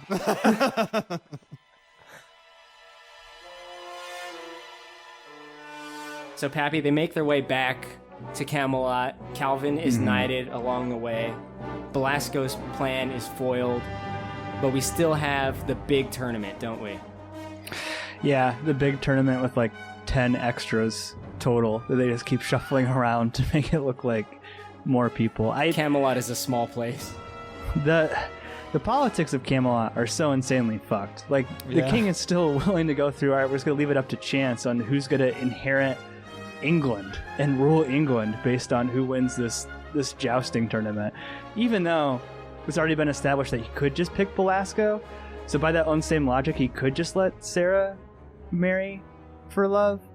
But I feel like this is the part like where all the kids with Fisher-Price castles, you know, who grew up with those were getting pumped, right? Dude, those were awesome. Dude, I love that fucking shit. That was my favorite toy when I was a kid of all time. The little like trap door where you could drop down the rock and it would come out with the little alligator. Hell yes, dude. And fuck the knights that came with it. We never used those. We always used our own toys. Exactly. My Power Rangers would always be storming the castle or fighting like a Skeletor and shit. Hell yes. But I don't. It's a pretty extended jousting scene, and I say extended like relative to the rest of this movie, right? Like it's actually got a couple rounds of jousting. I don't know. Like I think I would be a shit jouster, to be honest. It seems like a fucking terrible sport, terrifying. I don't like horses, and I don't know. You're just trying to knock a person off. Those are the rules, but apparently there's also like a jousting shot clock where you can like disappear for a little bit, and that's what happens with Daniel Craig. Like Belasco's like, well, I'll allow him the allotted time, and after that I'm declared the winner. It's like, what is the time? Like, how are you guys keeping track of this time? It makes no sense. From my numerous viewings of A Knight's Tale, isn't there like a point system too? I have no idea. Oh, I was gonna ask you, is this better than A Knight's Tale, Ronnie? Oh no, I don't like A Knight's Tale. I know like everyone likes that movie, and I get why people like it. I can't stand it, but I'll watch that movie even though it's 2.5 hours long, way more times than this thing ever again. That's an extra hour though. I would be glad to watch Knight's Tale over this. Oh yeah, 100 times. Sure. Heath Ledger is likable, and at least it's exciting, and I can just be like, I guess I like Queen music too. Jonathan, what do you think of Belasco's jousting outfit? That's pretty flamboyant, don't you think? Yeah, it was pretty flamboyant. Extra. I mean, yeah, it's extra as fuck. You know, this was probably the most well done part of the whole movie. The last 15 minutes of this movie, the acting was the best, the scenery was the best, the action, the storyline of this, the hierarchy of it, like it was probably to me the best part of the movie. And I hadn't seen this movie in so long that I just kind of like, I try not to like really remember watching these movies as kids when I'm watching it again now as an adult, so that way it's kind of a little bit of a surprise. Watch it with fresh eyes. Yeah, definitely. So I'm not gonna say that like I really enjoyed this, but it was at least more refreshing to watch than most of the rest of the movie. The jousting was kind of cool though. That one scene that Pappy was talking about earlier, which was the allotted time thing, and he was fucking glued, super glued to his seat and, you know, whatever. He never fell off the horse. So he's still in. I mean, dude, what a stupid technicality. Like, every person that got hit by the joust was like hauled off in their little makeshift ambulance cart. Like, dude, those motherfuckers were dead, dude. They were so dead. Like, this guy, like, you could see he had some clear concussion issues. Like, he probably had some collapsed lungs and broken ribs and stuff, dude. Like, he was fucked up. Like, why would the princess even ever want to marry this guy afterwards? How nerve-wracking would it be working on this set? Because, like, they cut corners on everything, and I agree with you. I agree with you, Jonathan, that, like, this is the most exciting, best choreographed kind of part of the movie. But I'd be so fucking nervous, like, even though it's a Disney production, I'd be like, all this stuff going on. Like, I don't want to get on that fucking horse and be a stuntman in this movie at all. Hell nah, man. Nah, people that do the jousting stunts, man, like, those guys are definitely brave for sure. Because, I mean, this was designed to just fuck people up. Dude, a quarter inch off and you're not breathing ever again. Mm-hmm. I would say one of the things you can see, like, how the weapons, the jousts and stuff are set up to just kind of break and explode, because they break so easy. We were talking about Knight's Tale, right? Like, that when they do the jousting, it's a little more involved. Things are a little more exploding. You know, this one you can see where all the breaks and the setups are. So it was kind of cheesy, but it's still cool, especially as a kid. But Belasco being a good jouster makes no fucking sense for his character, right? Like, he's like a bureaucrat. Like, what? He's not in there training every day. And not only is he a jouster, he's the best jouster. Like, Daniel Craig's team has to cheat in order to win. Like, he beats Daniel Craig straight up. Well, he has the cheating gem on his helmet. Yeah. You don't think that the head of security has ever had prior training? It's been a while. I mean, maybe. But to be on Team Pappy here, the entire movie, Belasco is using henchmen to get his job done. If he was like this adept at like physicality, he'd be like, just go over there and stab the shit out of that child and move on, like end the movie. Yeah, stupid stories, stupid plots. So Daniel Craig does not beat Belasco because he is blinded by Belasco's helmet gem. I was going to say his bald head. Yeah, he could have used that too. But, you know, so of course, we got to get Henry Roland Gardner to be involved. He pretends to be Daniel Craig's character, whose name is Kane, by the way, Jonathan. Did you pick up on that? He's the Undertaker's brother? Yeah. Yep. Very nice, right? I watched that the biography of him last weekend. Nice. Yeah, sick. Pappy, what'd you think about Calvin on the horse? So Calvin now has confidence, I guess. He doesn't need super glue, even though his helmet gets chopped off. So I guess he's like looking through the pieces of chainmail.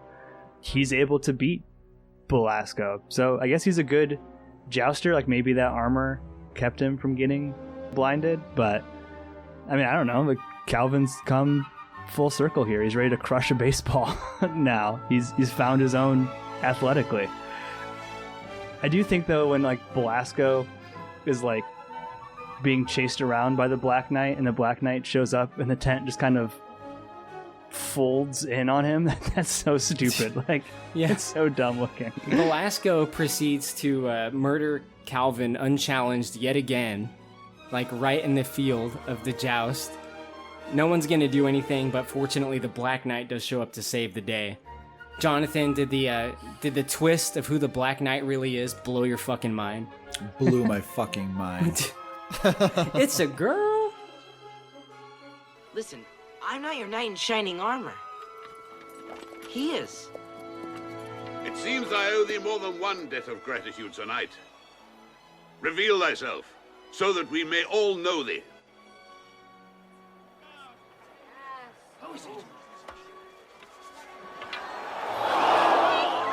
Hello, Father. Girl. A girl. A girl? you know, it's one of those, you just didn't see it coming. Like, come on. It was a little obvious. Yeah. As an adult, it was obvious. Was it obvious because she wasn't sitting there anymore next to her dad? No one noticed it? She's like, I'll be right back. Yeah. Yeah, BRB. Yeah, every time every other character was involved and she was not around, you know, it just kind of adds up after a while. But as a 9-year-old, I mean, it was just like, oh my God, it was her the whole time. But you know, they really kind of like mess with you because it's kind of deceiving because the suit of armor makes somebody look so much bigger than they actually are. So you think that it's some mystery man, some, you know, Robin Hood, rob from the rich and give to the poor the whole time. I am no man. You gaze upon a woman. So it turns out it was just the rich robbing from her own dad Yeah. because he was a fuck off.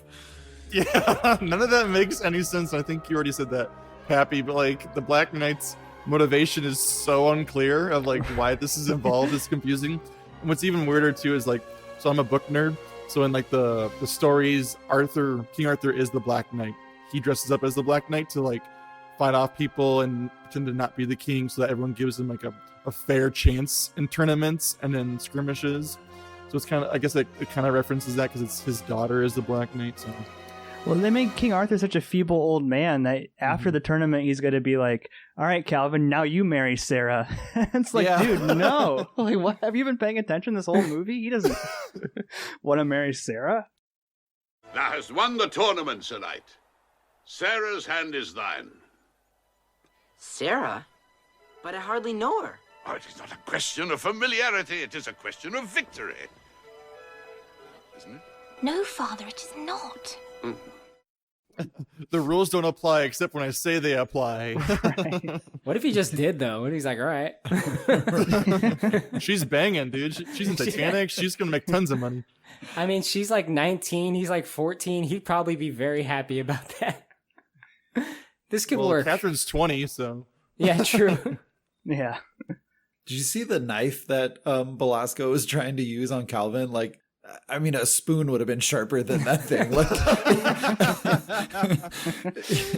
you know, like those plastic knives that have like little balls on the end of them. Yeah, right? Like, say you got like Disneyland? you got a medieval, you know, armor and knife set as a kid from like the early 90s. Like, they didn't have a sharp point on it, but I hated the one with the ball, dude. Yeah, oh yeah. my God. That's what that knife looked like. It's looked like somebody went and got that from Kmart real quick and like, fuck, we need a knife.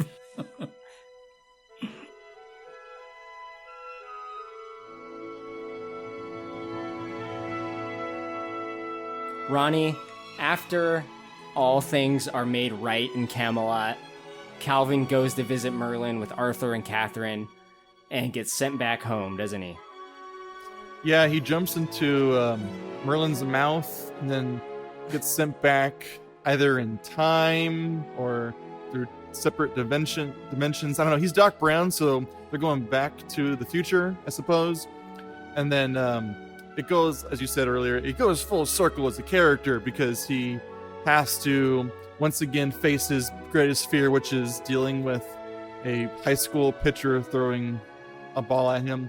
So he gets to the plate. He remembers the 3 rules because it goes full circle once again. And then he, like the babe, just launches it out of the park. And then they all cheer and we're all proud of him because he never learned how to use a sword, but he learned how to use a sword. So yeah.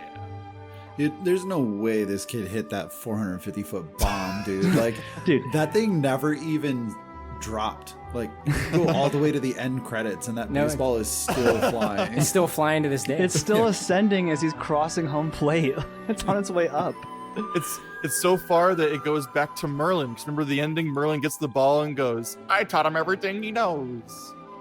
The most insane part about this fucking ending, though, is that now Catherine and King Arthur are there in this time, and I have no idea like what that's even supposed to mean. Like, what does the movie want us to fucking think? Like, that it's literally them? They have all their same memories? She's in love with Calvin. So I'm never proud of defending the movie we talk about because it's always trash, but here's my defense is since Kate Winslet, aka Rose, aka whatever her name is marrying James Bond, they now have an heir to the throne. So the old man's like, I want to go learn about rock music and Swiss Army knives and whittle for the rest of my life. Yeah, he's over there whittling a stick. Just whittling. And he's got a wizard in a well, so might as well. I guess he can go back. Yeah. It is insane, Pappy.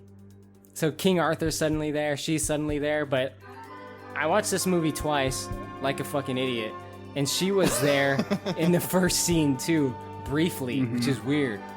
Yeah, you can see her. She's on second base, right? Like she's there already. Oh, really? Yeah. They filmed it all at once.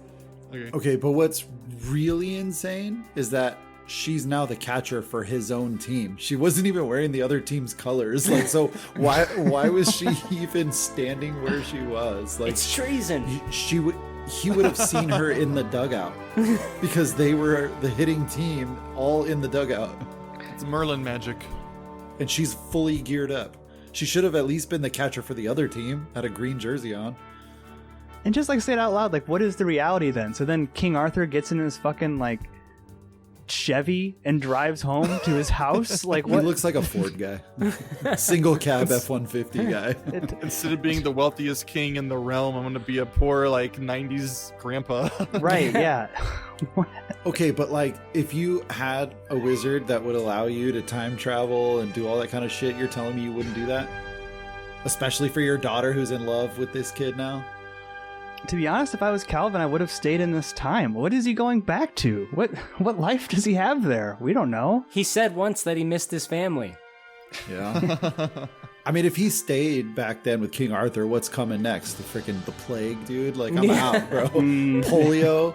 Fuck that. By the way, you guys should leave with Merlin right now because shit's about to get real. My first decree, we gotta kill all these fucking rats everywhere now. Seriously. Yesterday. Yeah, Cal is sent back to Reseda. He goes up to bat. He hits a home run, signifying the completion of his character arc, and we get our happy ending. Until the sequel. Who is it happy for? It was definitely not me. I'm happy it was over. All right, let's go into final thoughts before we go into ratings. Ronnie, do you have any final thoughts? So I was trying to do something unique, and I like to read, and any excuse to read books is interesting to me.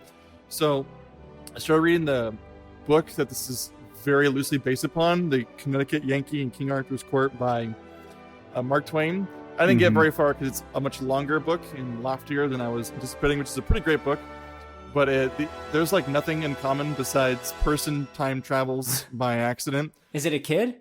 No, it is not. It's a so at Wasted Potential, we like to write very serious synopsises. So I wrote one for that book so everyone knows. An arrogant prick from the 19th century wakes up in the 6th century and basically tries to become God and disrupts the monarchy, society, religion, the Industrial Revolution, and kickstarts the greatest violation of the butterfly effect and the Prime Directive since Luke Skywalker and Return of the Jedi. And that's the only kind of fun thing I thought about was like how all these movies, even Star Wars, so these people go to primitive worlds and totally fuck up everything by introducing their technology and their points of view and stuff. Yeah, that's a real Captain Janeway move. I love it. Just like, fuck it. We have to survive in this terrible world. Let's just go ruin all these native people. I kind of want to talk about what you're talking about. So we talked about there's a sequel to this movie, which is the same actor and the same character. So the actor that plays Calvin is Thomas Ian Nicholas. He's in A Kid in Aladdin's Palace. But around this time, there were a lot of these movies. There was a movie called A Night in Camelot, starring Whoopi Goldberg. Same exact premise, she travels back. There was a movie called Black Knight in 2001 with Martin Lawrence, where he goes back. Yeah. It's the same thing. And way better movie than this, by the way. There's been about 5 versions of the book that this is based on, which is A Connecticut Yankee in King Arthur's Court, going all the way back to 1921. So 100 years ago was the first movie version of this premise. Jesus. And then, of course, you know, the book, the 1889 novel that Ronnie talked about. Pappy, do you have any final thoughts before we go into ratings? just that when Daniel Craig was like in his state of like daze after getting knocked off, and he's like, just take a little off the top and leave the sideburns. So, Kane, how many fingers am I holding up? Just a little off the top. Keep the sideburns. Speaks in tongues. And just to take a step back and be like, that guy's going to be James Bond. You know, no matter how bad things are going for you in your career, there's always hope, right? like that's, I mean, seriously, it's kind of inspirational, right? I don't know, like that guy goes on to be like James Bond and a ginormous A-list movie star. That's pretty cool. It kind of just reminds me of Angels in the Outfield, which is like a bunch of like superstar actors that don't do a lot in that movie at that time, but have had like huge careers. And this is another Disney movie, just like loosely connected to baseball, that has some actors that really took off. Kate Winslet and Daniel Craig, of course. Mm-hmm. I guess my only other final thought was, after you were mentioning that, Ronnie, and Korey saying this is like a story that's been adapted for, you know, literally hundreds of years, going back to Mark Twain. I don't think any of us, not to speak for you guys, but I don't think any of us would actually want to do this, right? Like, there's no fucking way I would ever want to go back to the Middle Ages. That sounds fucking terrible. Like, what a weird story that's been so sticky in our culture. Like, because the actual, like, that in practice would be, you get disease right fucking away. You know what I mean? Like, people are dying left and right. Wouldn't be a fun thing to do at all. No, it would be absolutely awful. But maybe that's the adaptation we need. The one where it's just a complete awful nightmare, like an 8-episode series that ends with the person's horrible death. Well, not to get all book nerdy on you guys, but like that's the whole purpose of Twain's novel, is to make fun of the entire feudal system, this idea of divine right of kings, like God picks his bloodlines to rule, the church kind of controlling everything. So that's the whole point of the original novel, is to say, look how stupid this is and how much better our world is. Like this whole romanticized view of medieval times is like way wrong and off. And not to mention, almost everyone was like a slave, basically. So it's like, yeah, and who the fuck wants to go back there? Hot take, Mark Twain, a better writer than the people who wrote this movie. I'm gonna go there. Jonathan, any final thoughts? Oh my god. Nah. Jonathan is defeated. I don't have anything left to say. You were so positive on this movie, though. You're defending it. No, I wasn't defending anything. I was just coming at things from a different point of view than both of you guys. But you love this movie. Well, we'll see in a moment when you give it a rating. Jonathan? I never tossed off, dude. Never tossed off. On any rating scale you want, what are you going to give A Kid in King Arthur's Court? Holy shit. I'm gonna just give this movie a no. It's a good rating. I don't need to watch this. I don't desire to watch this. I don't want my kids to watch this. I don't want my grandkids eventually to ever even know the existence of this movie, to be honest. Like, this movie really could just be pulled off of the Disney collection. Take it out? Yeah, just take it out of the library. Next to the Song of the South, it's going to be that and this. Stop giving these actors royalties on this movie. like they should, and they could keep it if they want to start paying us for it. Like, pay the audience. Yeah. I'm going to need a discount on my Disney Plus bundle if they want to keep this movie on. It's dumb. It's not even quirky and silly in a funny way. It's just dumb. Bad story, worse acting, worse set. The ideas and the premises and the tricks and the gadgets and these things that we loved as 90s kids was just conveyed very poorly. I'm embarrassed for having really liked this kind of stuff as a kid at 9-10 years old, because it is just so cringe. And that's my rating. Thank you. Ronnie, on any rating scale you want, what are you going to give A Kid in King Arthur's Court? So I notoriously gave Native American in the wardrobe, like 6 out of 10 something, and that was like way too high. So I'll make up for that right now and give this film 3 raised boar snouts and haggis out of 10. This movie's awful, and I'm not ashamed that I liked this as a kid, but this is one of those moments where you revisit and you go, oh, yeah, I was dumb and this movie's terrible, but I think it's it's definitely aimed towards 90s kids that are 10, 11, 12. It's forgivable in that way, but there's no redeeming qualities as an old man looking back on it. Thank you very much, Ronnie. I'm going to go next. I'll keep it short and sweet. Gonna give it 2 training wheels out of 10. This movie is like borderline unwatchable because of how bad it is. So like if you know this movie and you're listening to this podcast because you know this movie, just keep it in that special compartment in your brain of things that you remember fondly and have not revisited. Because in a lot of cases when we rewatch these movies, they end up sucking really fucking bad, and this is one of them. And we've talked about a lot of specifics throughout the movie, but this movie is just like breakneck, trying to get to 90s kid tropes, valley speak. You know, the medieval setting doesn't really make sense. It's very Disney-fied and friendly, and it's just a very easy environment for this kid to show up and be like, well, look, I got rollerblades. Isn't that radical? And they're like, radical? What does that mean? It's awful, man. This is not a good movie at all. Really fucking bad.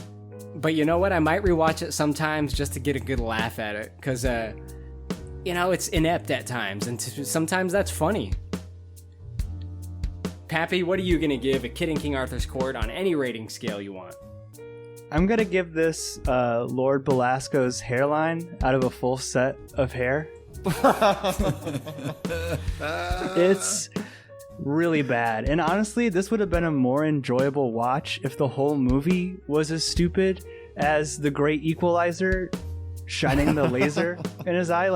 But it's not even that stupid. It's not so bad it's good. And I genuinely think like the cover of the VHS box was designed to trick people into thinking that this was like a sequel to Rookie of the Year or something, because it's like his uniform looks like a Chicago Cubs uniform. As I look at it, there's nothing, you guys have said it all, but there's nothing redeeming here for this movie. And I was looking at people giving this like 4 stars, 5 stars on Letterboxd, and you guys are just liars. Like you're so blinded by nostalgia. There's just no fucking way a really bad 90s Disney movie. Letterboxd is a weird place for movies like this sometimes, you know? Sometimes I find a movie like this on Letterboxd, or like some of the ones we talked about at the beginning of the podcast, like movies forgotten in time, that some of which we talked about are good, some of which we talked about are bad.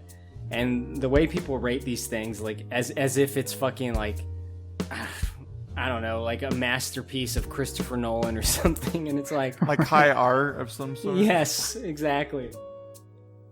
And of course it is not that, which we all know. Now before we close out, I want to give you guys an opportunity to shout out your awesome podcasts. Let's start with you, Ronnie. Tell us about what it is that you do and where people can find you. Hi, I'm Ronnie. I co-host and do everything for a podcast called Wasted Potential Podcast with my dear friends Shane and Hobo Dan. We talk about movies kind of in this kind of vibe of like 90s, but mostly kind of early mid 2000 movies that are just wonderful to watch and drink and ramble and scream over. We also like to occasionally focus on movies we actually love and do deep dives into like series. Check those out. We had Korey on for Rocky most recently. You can find us on Instagram, Twitter, Spotify, YouTube, all those things. And I appreciate you inviting me on. It's been fun working with you guys. It's just great to work with anyone who's not Shane. So I really appreciate it. I'm sure he has turned off the podcast long ago, Ronnie, so he won't be hearing that. He doesn't know about this yet, and I really look forward to me telling him I'm podcasting without him, because he gets so jealous. It's wonderful. Which is odd, because he podcasts without you all the time. Right? I highly recommend anyone that is listening to this to check out Ronnie's podcast, Wasted Potential. if for nothing else, then the fact that I was on one of their most recent episodes, if not the most, depending on when this is released, where we covered every movie in the Rocky franchise leading up to Creed 3, which wasn't out yet at the time that we recorded that podcast. So there was a lot of fun to be had there, but generally, their podcast is fucking awesome as long as you're not a sensitive little bitch. Or if you are sensitive to hearing, because we just scream over each other. Pappy, why don't you tell the audience about what you do and where people can find you? Yeah, I do a podcast called Spoilers with an exclamation point. I think everybody here has been on an episode of Spoilers. Ronnie, we should get you back on. But yeah, there's episodes out now, probably about Battlefield Earth. There should be one out on The Last of Us Season 1. More of this, but there's always fun podcasts to listen to between Wasted Potential, Big Dumb Movie, and Spoilers, so definitely check us out. And special shout out for the comedies albums of Adam Sandler podcast, Jonathan, that you were on. Great fucking episode. We got so much feedback just based on that one episode, including from my mom, who I don't think she knew about the what's the sketch Mama Says or something? Do it for your mama? Do it for your mama? She was fucking horrified. She was like, have you listened to that podcast? I'm like, yeah, of course I've listened to it. She's like, that Adam Sandler's a weirdo. I'm like, yeah, he is, Mom. But yeah, check that out. A 3-hour epic. Oh, Mama. 3-hour epic on the comedy albums of Adam Sandler. Spoilers podcast. You can find us on all the stuff. That was a good one. Jonathan totally carried that episode, which I appreciate. You know, you did a lot of the legwork on that one, Jonathan. So I thank you for that. Yeah, anytime. I always have a good time with the Spoilers guys. Oh, what about my podcast? Oh, go ahead, shout it out. I don't have one. Sorry. Things electricians dislike in movies podcast. Oh God, don't give me any ideas. Yeah. Fortunately, there was no complaints related to that in this one, right? I mean, the laser. Okay. Thank you guys very much for listening. If you, the listeners, want to email us, our email is bigdumbmovie@gmail.com, or you can find us on Instagram, Big Dumb Movie Podcast. Write in, suggest an episode, tell us what you think, but also leave us a comment on YouTube. Give us a thumbs up on YouTube, even if you don't listen there, because that helps us out a lot. People will listen more on YouTube, the more feedback we get there. I love fan mail, by the way. Comments, emails, reviews, whatever. If you say something nice, say something terrible, I don't care. I love the engagement. Send it our way. Jonathan needs more fan mail. Also, the biggest thing you can do for this podcast is leave us a positive rating and written review on Apple Podcasts. That helps boost us in the Apple Podcasts forum, which seems to be a place where a lot of people listen to us. So again, I don't ask for your money, but give us some thumbs up, give us some comments, give us some feedback. The more engagement you have with us, the more listeners we can get, the more podcasts we can make. That's it for this episode. Thank you very much for listening. We love you, and good night.